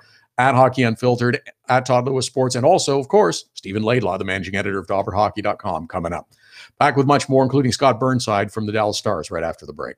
There's special savings for Hockey Unfiltered listeners with our new ticket partner, Seat Giant. And Canadian fans can also purchase in Canadian dollars.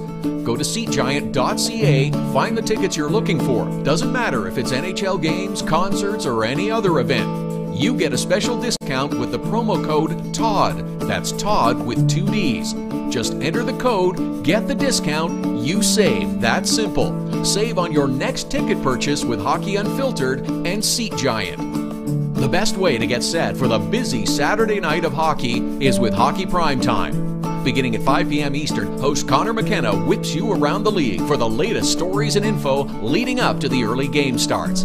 Plus, he'll give his own spin on the biggest stories in the National Hockey League. Hockey Primetime with Connor McKenna. Sometimes serious, sometimes a little goofy, but always interesting. Listen live at hockeyprimetime.com, 5 p.m. Eastern every Saturday. Search engine optimization is the key to success for your online business. It can be the key to success for any business. 1-844-SEO-LEAD is the number to call to get your business at the top of all searches. An official partner of Google, they have the tools necessary to make your business the one people notice first. 1-844-SEO-LEAD. Now you can nominate your dog or any dog you love as the Hockey Unfiltered Dog of the Day through Instagram. Every Saturday, Hockey Unfiltered with Todd Lewis will take your nominations for the Dog of the Day. Use the hashtag #HUDogoftheday. Send us a photo with the dog on Twitter or Instagram to nominate your dog. We choose a winner at the end of the show, and your dog will be recognized in the HU Dog of the Day gallery on our website and Facebook page. Hashtag #HUDogoftheday. Creativity and innovation are the hallmarks of Nova Product Design. Whether it's mechanical or industrial, cutting-edge technology and a commitment to excellence make Nova Product Design the company to choose. Prototypes and beta units are a Nova Product Design specialty. Striving for revolutionary new ideas and methods keep Nova Product Design at the forefront of innovation. Visit novaproductdesign.com and learn more.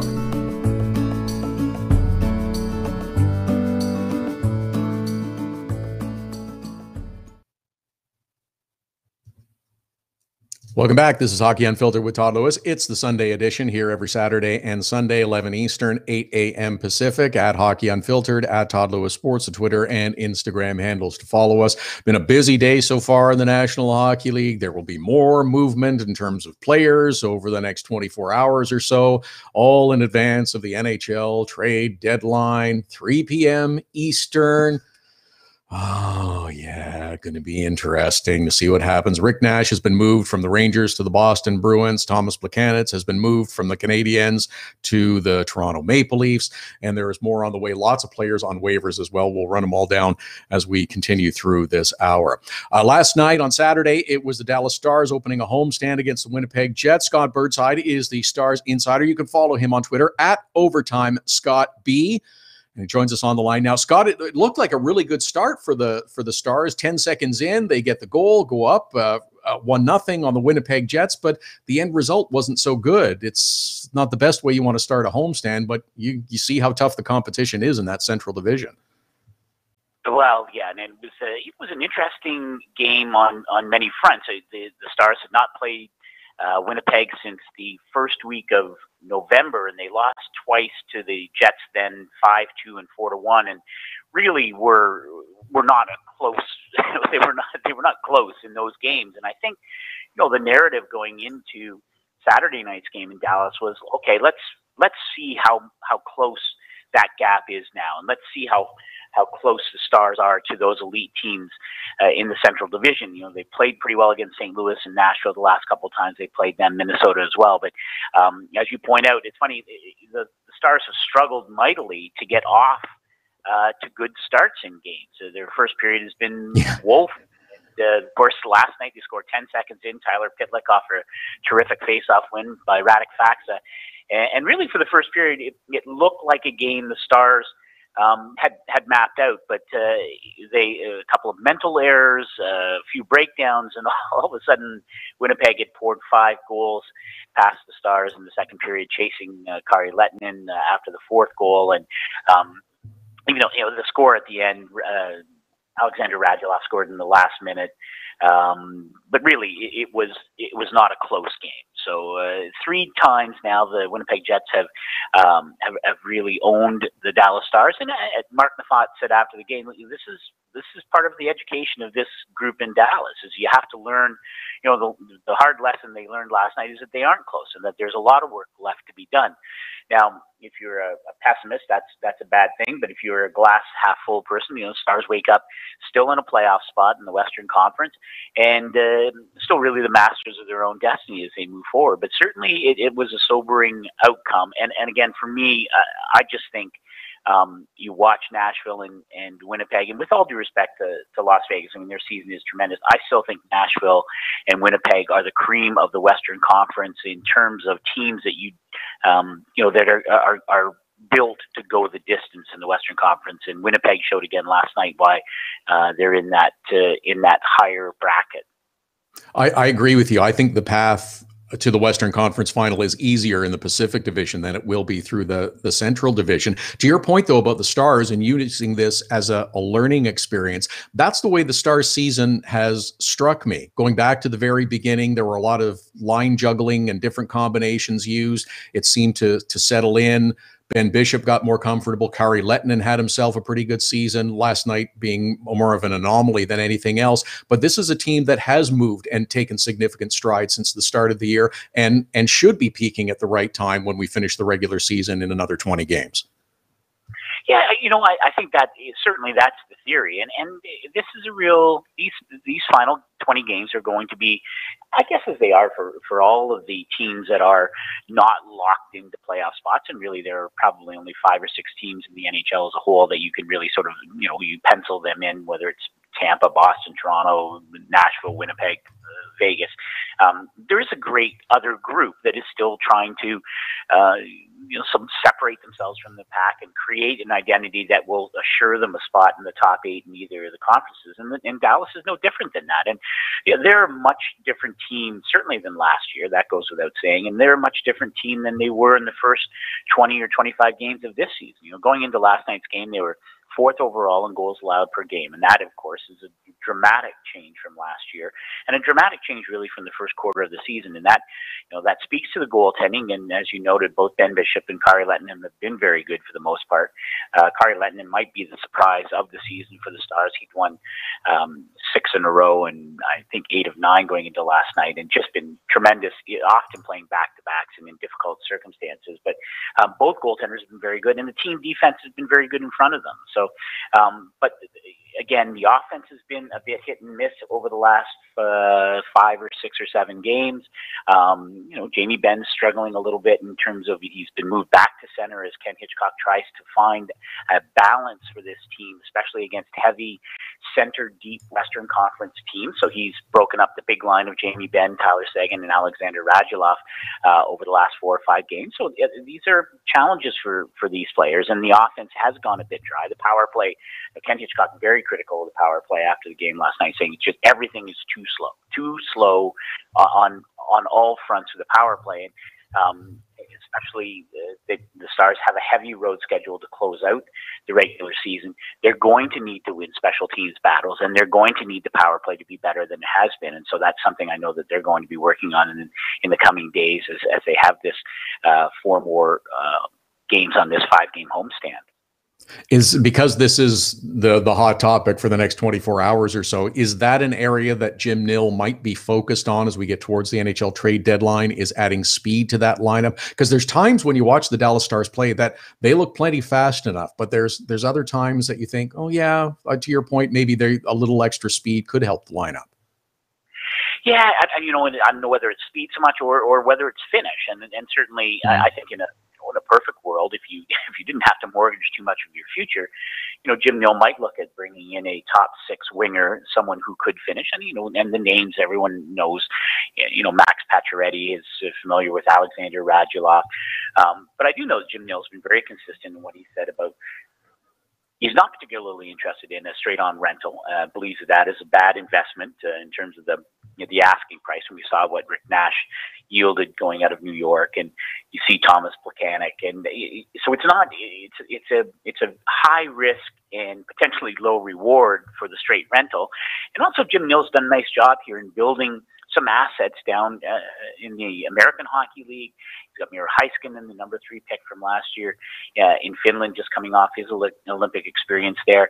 I think it's very important to Jim Nill, and this goes back to his days in Detroit, is to draft and develop is the way to build your team. And so I'd be surprised if there was a major move that upset that sent a lot of assets out the door for even a player with term left on his deal. I know it will be attractive, but you have to wonder about fit. You have to wonder about chemistry. And so my guess is, yes, could they use some more finish on the wings? Absolutely. My guess is that the asking price for those kinds of players may be too high, given Jim Nill's determination to look at the big picture and really protect the assets that they have in-house already. Dallas Stars insider Scott Burnside is with us. You can follow him on Twitter at @OvertimeScottB. Stars fell to the Winnipeg Jets on Saturday. Next contest is a tough one as well. The Calgary Flames, who are also fighting for a spot in the postseason, come to town and take on the Dallas Stars next as this homestand continues. Have you heard any more talk about John Klingberg in the Norris Trophy discussion yet? Because he's having a fantastic season, and I think he should be. Yes, I mean, I think it's an ongoing discussion, and it's funny. I was, talking to a Swedish reporter in Los Angeles during last week's West Coast trip, and I think there is an ongoing discussion. It's interesting that some of the players whose names have been very prominent in the Norris Trophy discussion this year, teams have sort of ebbed and flowed and waxed and waned. I think of Alex Pietrangelo and the Blues, who of course are in a nosedive or sliding sideways as we speak. So does that impact how voters will look at Alex Pietrangelo in terms of his standing in the Norris Trophy issue? You have Victor Hedman, who missed some time with an injury. I don't think that's going to impact it. I would say that he's probably the front runner, although it took him some time to get back into form after coming back from injury. And the fact that John Klingberg has for much of the from the first third of the season on has been the leading point producing defenseman in the NHL. It has vaulted him into the discussion. For me, I think people are recognizing that his overall game has really matured, that he is a player that has learned under Ken Hitchcock and Rick Wilson, who handles the defense for the Stars, to modify his game, to play a simpler game. And sometimes people will think, well, so you like an easy game, but actually the motto really is, it's hard to play simple. And when you have the skill set that John Klingberg has, I think the tendency, and I think it's the same for a lot of offensive young defensemen, that they do the same things all the time, that they try and use their skill in all situations. And John Klingberg, I think, has learned that you have to be mindful of the score and the clock and the situation in front of you, and then that dictates how you play. And I know that he has been very candid about how he feels that he's made fewer mistakes because he's learned that this is that there are different ways to play. You don't do the same thing all the time, and I think that shows the maturity of John Klingberg and the dedication of the coaching staff. I'm not sure he's ready to win a Norris. He doesn't. He's not a penalty kill specialist. He does kill some, does get some penalty kill time, but the meat of that falls to other defensemen on the Dallas Stars roster. So I think until you are a complete, every situation defenseman, then it's probably a stretch to have John Klingberg as the Norris guy. But does he deserve to be in the top 3 or the top 5? I definitely think you can definitely make a case for it. And certainly in terms of defensemen who have evolved their game in a short period of time, John Klingberg might be the player who has done the most, seen the most evolution in his game during the course of this one season. It's a great point you make about playing the simpler game, and you can understand it's not really a flaw in a talented player to try to do something different and to make a different kind of play rather than the simple play that often involves bouncing a puck off the boards or off the glass or making a simple pass. It's that they see the game at an elevated level. They see it in a more creative level and anticipate and have confidence in their talent and ability that they can do things that are beyond the simple play and create more opportunities, I think. Well, yeah, exactly. It was interesting at the All-Star weekend in Tampa. Had a chance to chat with Alex Pietrangelo, who, of course, grew up under Ken Hitchcock in St. Louis. And I know that Ken Hitchcock and Rick Wilson have used Alex's evolution in St. Louis as sort of they're different types of players, but the same kind of thought process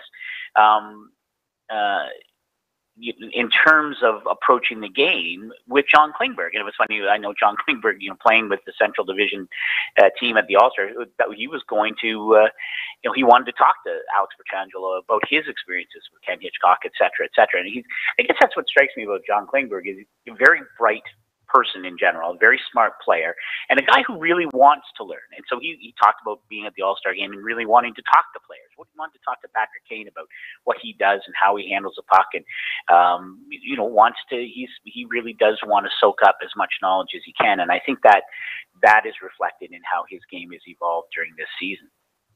Scott Burnside from the Dallas Stars, at Overtime Scott B is how you follow him on Twitter. Good discussion today, Scott. Thanks for the time. I really appreciate it. We'll do it again soon, I hope. Yeah, anytime.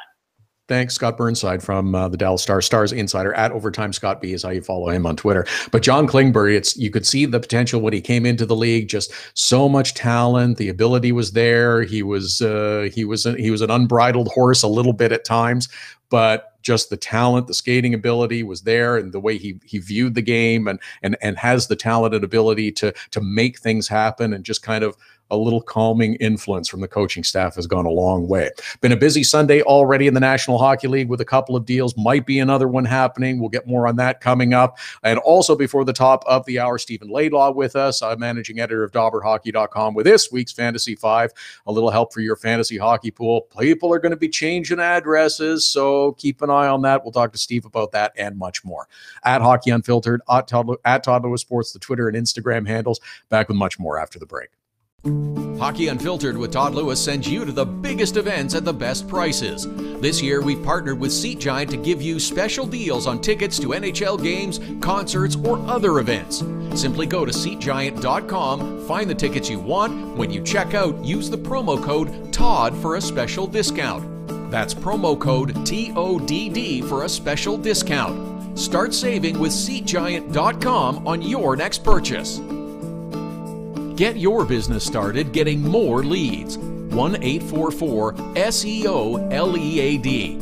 The number to call if you want more online leads for your business is 1-844-SEO-LEAD. Search engine optimization can be the difference between success and failure. It's no coincidence which businesses are listed first in Google searches. Call 1-844-SEO-LEAD. Now it's even easier to nominate your dog as the Hockey Unfiltered Dog of the Day. We do it every Saturday. Send us a photo on Twitter or now on Instagram with the hashtag HU Dog of the Day. We choose a winner every Saturday. That's simple. Now on Instagram or Twitter, send us the photo using the hashtag HU Dog of the Day, and your dog could be the one added to our gallery on the website and Facebook page. It's the Hockey Unfiltered Dog of the Day every Saturday. Cutting-edge design for manufacturing. Nova Product Design. Industrial design. Mechanical engineering and design.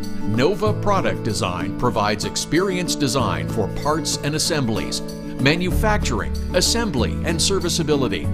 From plastic parts to sheet metal forming, mold and tool design, injection molding, and more. Nova Product Design. Visit novaproductdesign.com to learn more. So you had to get groceries, take your daughter to dance class, and a pipe burst in the kitchen. You missed Hockey Unfiltered with Todd Lewis. No problem. All of our shows are available as a podcast right after the show airs, so you can listen when life gets in the way of hearing us live. Subscribe through iTunes and get alerts as soon as the podcast is available, or go to our website, hockeyunfiltered.com, and listen. Plus, check out the other cool stuff. The Hockey Unfiltered with Todd Lewis podcast. Subscribe now through iTunes.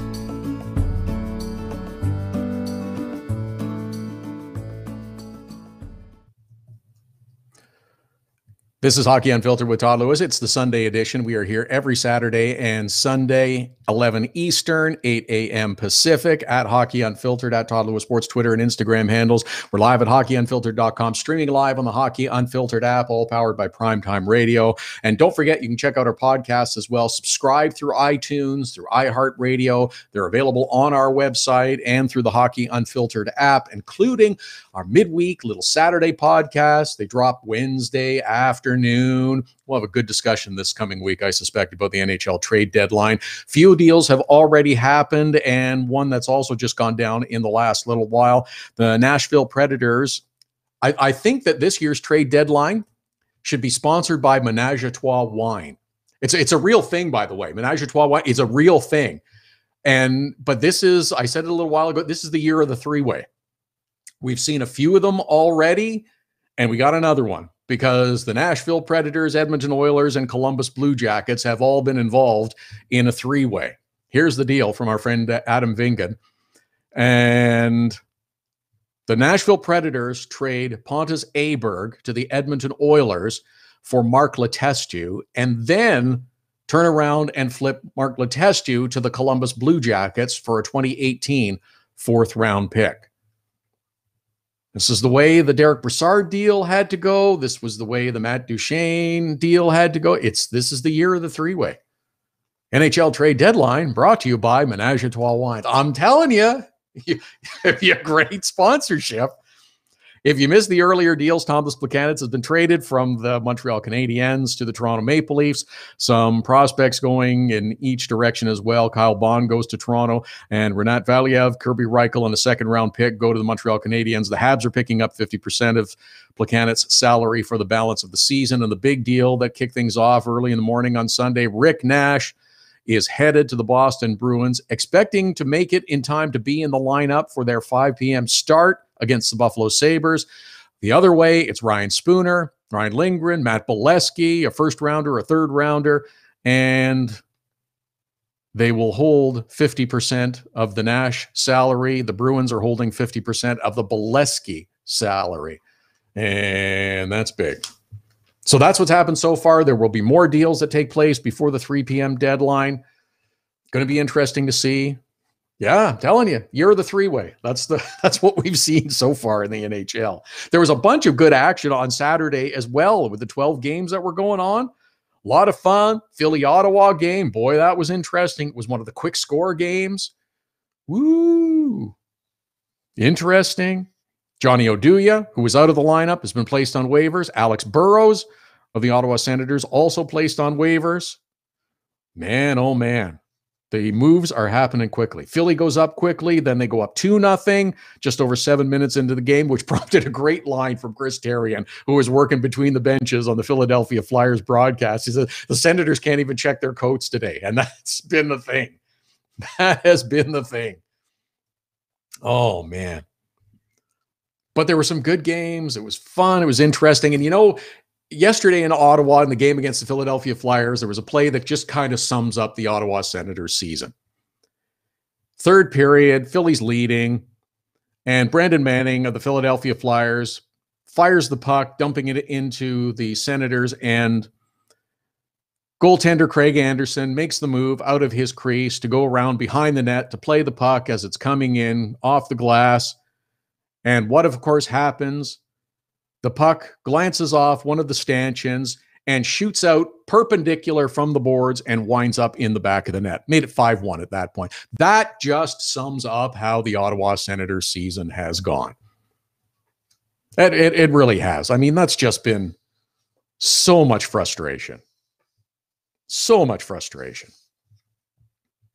But there were other good games.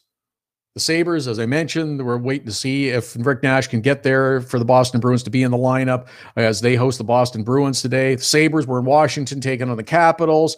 If you were with us yesterday, we're talking with Isabel Kershudian, who covers the Caps for the Washington Post, and Alex Ovechkin.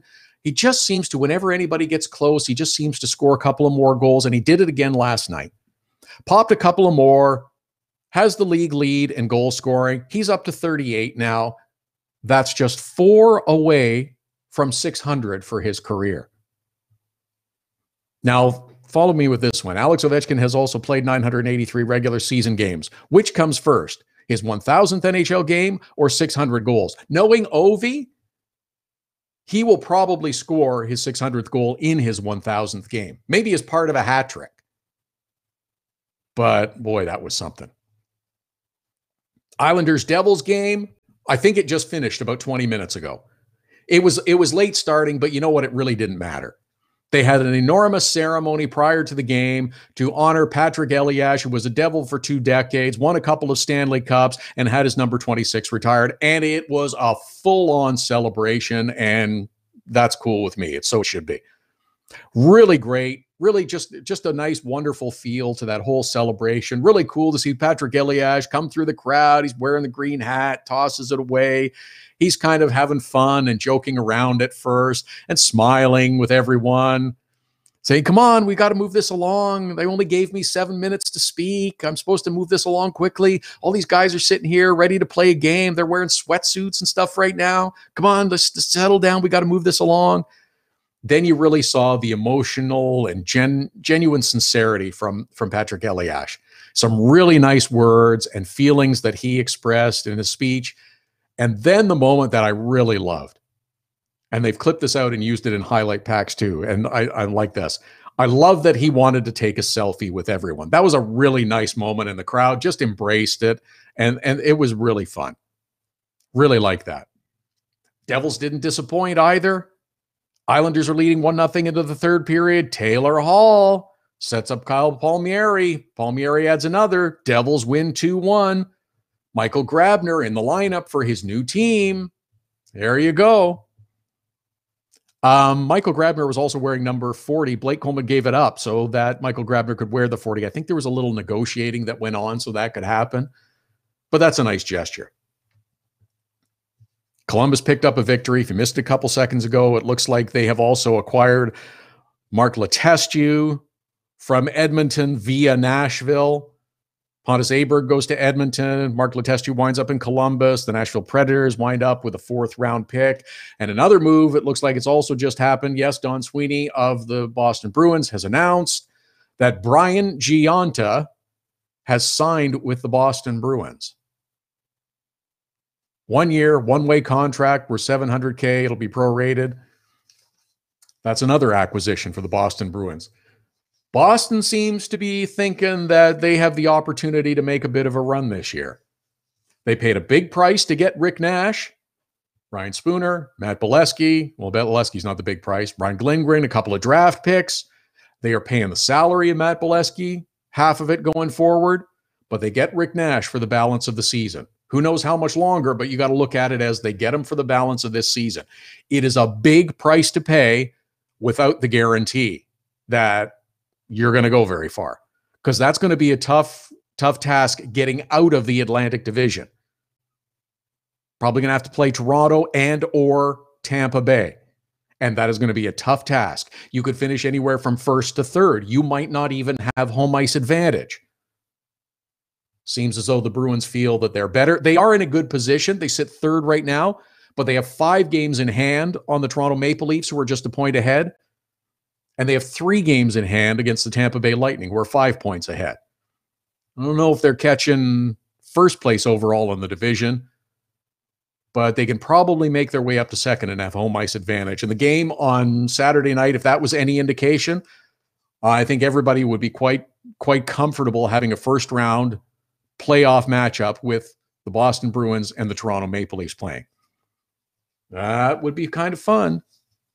More deals to come up. And by the way, there are options in terms of NHL trade deadline coverage for those in the US this year. In Canada, it's like wall-to-wall sports on all the TV sports networks, on every radio station. It's wall-to-wall coverage. In the US, it's a lot harder to find coverage of the NHL trade deadline. If you subscribe to the NHL network, they will be simulcasting the Sportsnet coverage from Canada. They'll follow up with their own stuff after that comes to an end. And also in the US, for the first time this year, TSN Trade Center coverage will be simulcast on ESPN3, and also between 2 and 4 p.m. Eastern will be live on ESPN2. So there will be options this year for those in the US that want to get another option of trade deadline coverage. So that's good. At Hockey Unfiltered, at Todd Lewis Sports, Twitter and Instagram handles. It's going to be busy, all right, up to the deadline. Could all the business be done today? Probably not. There will be some more tomorrow, but I don't know how much more big stuff we're going to see. Stephen Laidlaw will be with us in our final segment up to the top of the hour, the managing editor of DobberHockey.com, with this week's Fantasy 5, hashtag Fantasy 5, help for you and your fantasy hockey pool. We'll look ahead to some of the games on the schedule coming up as well. Hockey Unfiltered with Todd Lewis, back after the break. Hockey Unfiltered with Todd Lewis sends you to the biggest events at the best prices. This year, we've partnered with Seat Giant to give you special deals on tickets to NHL games, concerts, or other events. Simply go to SeatGiant.com, find the tickets you want. When you check out, use the promo code TODD for a special discount. That's promo code TODD for a special discount. Start saving with SeatGiant.com on your next purchase. Look, we know it happens. Life gets in the way and sometimes you can't catch the live edition of Hockey Unfiltered with Todd Lewis. But we've made it easy for you to catch up on the show you might have missed. Hockey Unfiltered with Todd Lewis is available as a podcast on iTunes, iHeartRadio, and Blog Talk Radio. You don't want to miss an episode. If you miss the live show, check out the podcast. Don't miss any shows. There's a test coming up later. Subscribe now. Get your business started getting more leads. 1-844-SEO-LEAD. The number to call if you want more online leads for your business is 1-844-SEO-LEAD. Search engine optimization can be the difference between success and failure. It's no coincidence which businesses are listed first in Google searches. Call 1-844-SEO-LEAD.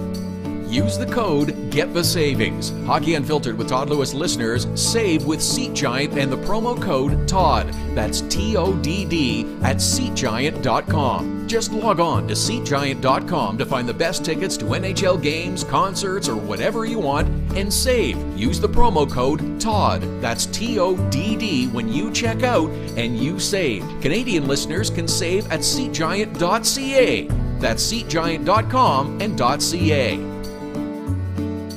Cutting-edge design for manufacturing, Nova Product Design, industrial design, mechanical engineering and design. Nova Product Design provides experienced design for parts and assemblies, manufacturing, assembly, and serviceability. From plastic parts to sheet metal forming, mold and tool design, injection molding, and more. Nova Product Design. Visit novaproductdesign.com to learn more.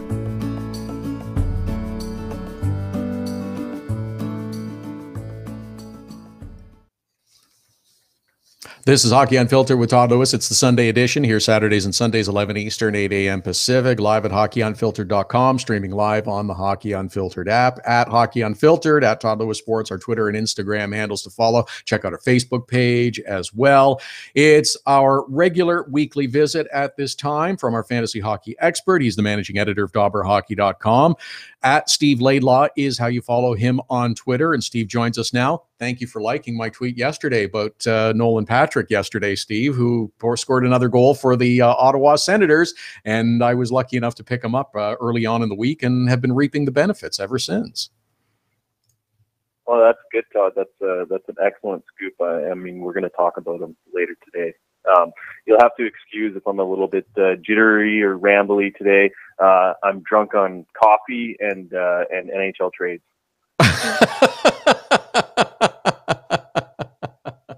That's no problem at all. I was going to ask that this is an important time for fantasy hockey, because with players moving from one team to another, it has significant impact on their fantasy value. Guys could be on a bad team and go to a really good situation, or vice versa, and that's something that you have to keep an eye on over the next 24 hours or so. Yeah, absolutely. And if people are looking for breakdowns of all those moves, we'll have fantasy impact articles up on every trade deadline move up on dobberhockey.com. So please tune in to that stuff. We've already got an article up on the Nash trade. I'll be working on one later today for the Letestu-Auberg trade. So, I mean, there's a lot going on, and we'll keep you up to date on all the moves. Love it. Dobberhockey.com is where you'll find all that info. Okay, let's get into this week's Fantasy 5, hashtag Fantasy 5. And name number 1 on the list is a player that has already moved, went from Detroit to Philly. And Peter Mrazek looks like he could be the nice piece that helps the Philadelphia Flyers maintain a spot in the postseason. Absolutely. I mean, they're really coming together as a team. They found the right balance in terms of moving the scoring around between three lines. So they're really doing well. They're starting to figure out their defense pairings, and Mrazek's the final piece. I mean, we talked about Neuvirth last week. He was supposed to carry the load, and then he got hurt, as he seems to always do. So now it's Mrazek's turn, and it's a great spot for a goalie to be in. We've seen flashes of brilliance from Mrazek in the past. He fell out of favor in Detroit. Now he's in a great spot in Philly, and I mean, there's a chance that he ends up being a long-term solution for them beyond this year if he plays really well. So the potential is for him to be, top 15, top 10 fantasy goalie down the stretch. Goalies get hot. They go on crazy runs for 15, 20 games, and that's the type of player who can tilt a fantasy league. Name number 2 on the Fantasy 5, hashtag Fantasy 5 from Stephen Laidlaw this week is, coincidentally enough, Nolan Patrick. If you got him at the beginning of the week like I did, you've reaped the benefits this week, and his play has improved nicely as the season has moved along. Yeah, he's really getting comfortable. They're showing more trust. They've given him Jakub Voracek on his wing, and so I mean, we're talking about the NHL's assist leader. That's a huge boost for him. And then in the past week, with Wayne Simmons out, he's moved onto the top power play unit as the net front man, and that's led to goals in 4 straight games. He's starting to shoot the puck a lot more. We like that. I'm really excited about Patrick's future. I mean, Simmons has one more year left on his deal, and then maybe we start seeing Patrick as the full-time net front guy on a power play that's been one of the tentpole power plays over the past few years. They always seem to be good with Voracek and Giroux. They're going to be good. So really lucrative spot for Patrick as long as Simmons is out. Name number 3 on the Fantasy 5 from Stephen Laidlaw is Sami Vatanen, acquired by the New Jersey Devils a short while ago, and also getting some power play time. Yeah, I mean, when he first arrived, Will Butcher was really established as the number 1 defenseman, but seems to have hit a bit of the rookie wall, or whatever it is. Butcher's fallen out of favor a little bit, and now Vatanen stepped up onto the top power play unit, and he's got 8 points in the last 8 games.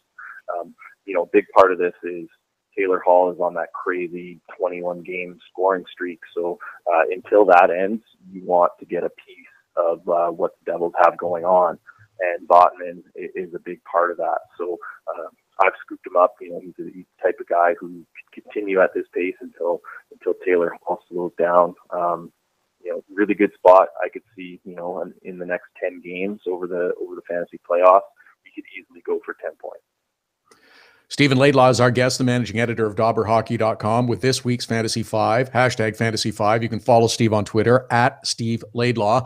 And name number 4 is another defenseman, Jeff Petrie of the Montreal Canadiens. With Shea Weber officially gone, Petrie may benefit with more opportunity. Indeed, and I mean, we talked about Petrie when Weber first went down, but he remains under-owned and underutilized by fantasy owners. So, I mean, just to throw some numbers out there, we're talking 6 goals and 16 points in the last 22 games. He's shooting the crap out of the puck, up around 3 shots per game. Plus minus is obviously going to be an issue, especially with news that Price is going to be out for a while as well. But, you know, if you're going to punt plus minus and want to reap the benefits of everything else that Petrie's got going on, you know, he's doing wonders for their power play. Their power play's been more effective with him than with Weber, which is certainly interesting. And again, you know, high shot volume, producing points, really like him for fantasy owners. And our final member of the Fantasy 5 for this week, hashtag Fantasy 5, is Carl Hagelin of the Pittsburgh Penguins. Again, when a player's on a roll, you want to scoop up some of the periphery, and Carl Hagelin is an opportunity to do that. Yeah, exactly. I mean, Evgeny Malkin's scoring goals at an obscene rate over the past couple months. So, and I mean, Hagelin's finally getting comfortable on his wing. I suspect he was probably pretty banged up coming into the year. Seems to be healthy now. We're talking 17 points in the last 23 games. So some undervalued production right there. You know, as long as he's skating with Malkin and as long as Malkin's producing like the best player in the game, I think you gotta jump on that kind of exposure. And I mean, if you happen to be in a head-to-head matchup where you're playing against the Malkin owner, what better way to sap some of that production than to have his line mate? He's the managing editor of DobberHockey.com, where you'll find fantasy impact stories about all the deals that are made. Stephen Laidlaw, at Steve Laidlaw, to follow him on Twitter. He'll be back again next week with another Fantasy 5. Do you have enough caffeine that you're going to be able to stay awake until the trade deadline passes, or are you going to try to sleep a little? No, I'm going to be sleeping probably 10 hours tonight to sleep off the drunkenness of all these trades and tomorrow. Fair enough. Thanks, Steve. Have a great week. We'll talk to you next Sunday. Absolutely. Thanks. Stephen Laidlaw, the managing editor of DobberHockey.com. If you missed any of the names on the Fantasy 5 this week, we'll whip through them again real quick. It's Peter Mrazek, goaltender for the Philadelphia Flyers. Nolan Patrick of the Philadelphia Flyers as well. Sami Vatanen, defenseman for the Devils. Jeff Petrie of the Montreal Canadiens. And Carl Hagelin, who has been picking up points along with Evgeny Malkin since Malkin has been on such a hot streak. If you missed any of those, we'll have them out on Twitter. We'll have them out on our Instagram account. We'll have them up on our Facebook page and, of course, our website as well. It's going to be a busy 24 hours. There's a half a dozen games on Sunday. There's another 5 on Monday that will be played after the NHL trade deadline has passed at 3 p.m. Eastern. St. Louis and Nashville in a good Central Division matchup on Sunday afternoon gets things started. Boston is in Buffalo. Rick Nash, acquired from the New York Rangers, expected to be in the lineup for the Boston Bruins as they face the Buffalo Sabres in a late afternoon start. Bruins have also signed former U.S. Olympian Brian Gionta to a contract for the balance of the season. Detroit Red Wings are in New York to take on the Rangers. Ryan Spooner should be in the lineup for the New York Rangers. He was part of the Rick Nash deal. Prior to the game as well, Jean Rattel will be honored by the New York Rangers and his number retired. San Jose is at Minnesota. Edmonton is at Anaheim. The Oilers have acquired Pontus Aberg from the Nashville Predators. Mark Letestu went through Nashville. In fact, he didn't even go. He just went from there on paper off to Columbus, where he has landed. The Predators pick up a 4th-round pick. Vancouver and Arizona is the late game coming up on Sunday. Monday, more good matchups. Washington, Columbus, Philly, Montreal, Toronto, Tampa Bay, Vancouver, and Colorado and Vegas and LA. The first of a home-and-home starts on Monday as well. Going to be a busy 24 hours. Going to be a fun 24 hours. Remember, they're people too, so don't don't be too nasty about some of the things said. Going to be interesting to see. Our little Saturday podcast will drop on Wednesday. We'll have a look back on all the trade deadline activity and some other thoughts on what's ahead for the NHL as well. Thanks to Steve Laidlaw, our thanks to Scott Burnside, to Pete Blackburn, and Sean Gentille, all for joining us on the program. We appreciate you listening. We're back again next Saturday and Sunday at 11 Eastern with Hockey Unfiltered with Todd Lewis. So you had to get groceries, take your daughter to dance class, and a pipe burst in the kitchen. You missed Hockey Unfiltered with Todd Lewis. No problem. All of our shows are available as a podcast right after the show airs, so you can listen when life gets in the way of hearing us live. Subscribe through iTunes and get alerts as soon as the podcast is available, or go to our website, hockeyunfiltered.com, and listen. Plus, check out the other cool stuff, the Hockey Unfiltered with Todd Lewis podcast. Subscribe now through iTunes. Get your business started getting more leads. 1-844-SEO-LEAD. The number to call if you want more online leads for your business is 1-844-SEO-LEAD. Search engine optimization can be the difference between success and failure. It's no coincidence which businesses are listed first in Google searches. Call 1-844-SEO-LEAD. Hockey Unfiltered with Todd Lewis sends you to the biggest events at the best prices. This year, we've partnered with Seat Giant to give you special deals on tickets to NHL games, concerts, or other events. Simply go to SeatGiant.com, find the tickets you want. When you check out, use the promo code TODD for a special discount. That's promo code TODD for a special discount. Start saving with SeatGiant.com on your next purchase. Nova Product Design is designed for manufacturing. Nova Product Design can get the job done with mechanical and industrial design. Nova Product Design is also fully functional for laser cutting, water jet cutting, plating, coatings, and more. Nova Product Design, innovative design, and the latest technologies. Nova Product Design can design, build, and test any required types of prototypes and beta units. Visit NovaProductDesign.com. We're looking for your Hockey Unfiltered Dog of the Day nominations every Saturday. Now you can send them through Instagram. Use the hashtag HU Dog of the Day, send us a photo of your dog on Twitter or Instagram to nominate them as the HU Dog of the Day. Include your name, the dog's name, and any other cool details you want. We choose a winner and add them to the Dog of the Day gallery on our website and Facebook page. It's the Hockey Unfiltered Dog of the Day every Saturday. Hashtag HU Dog of the Day.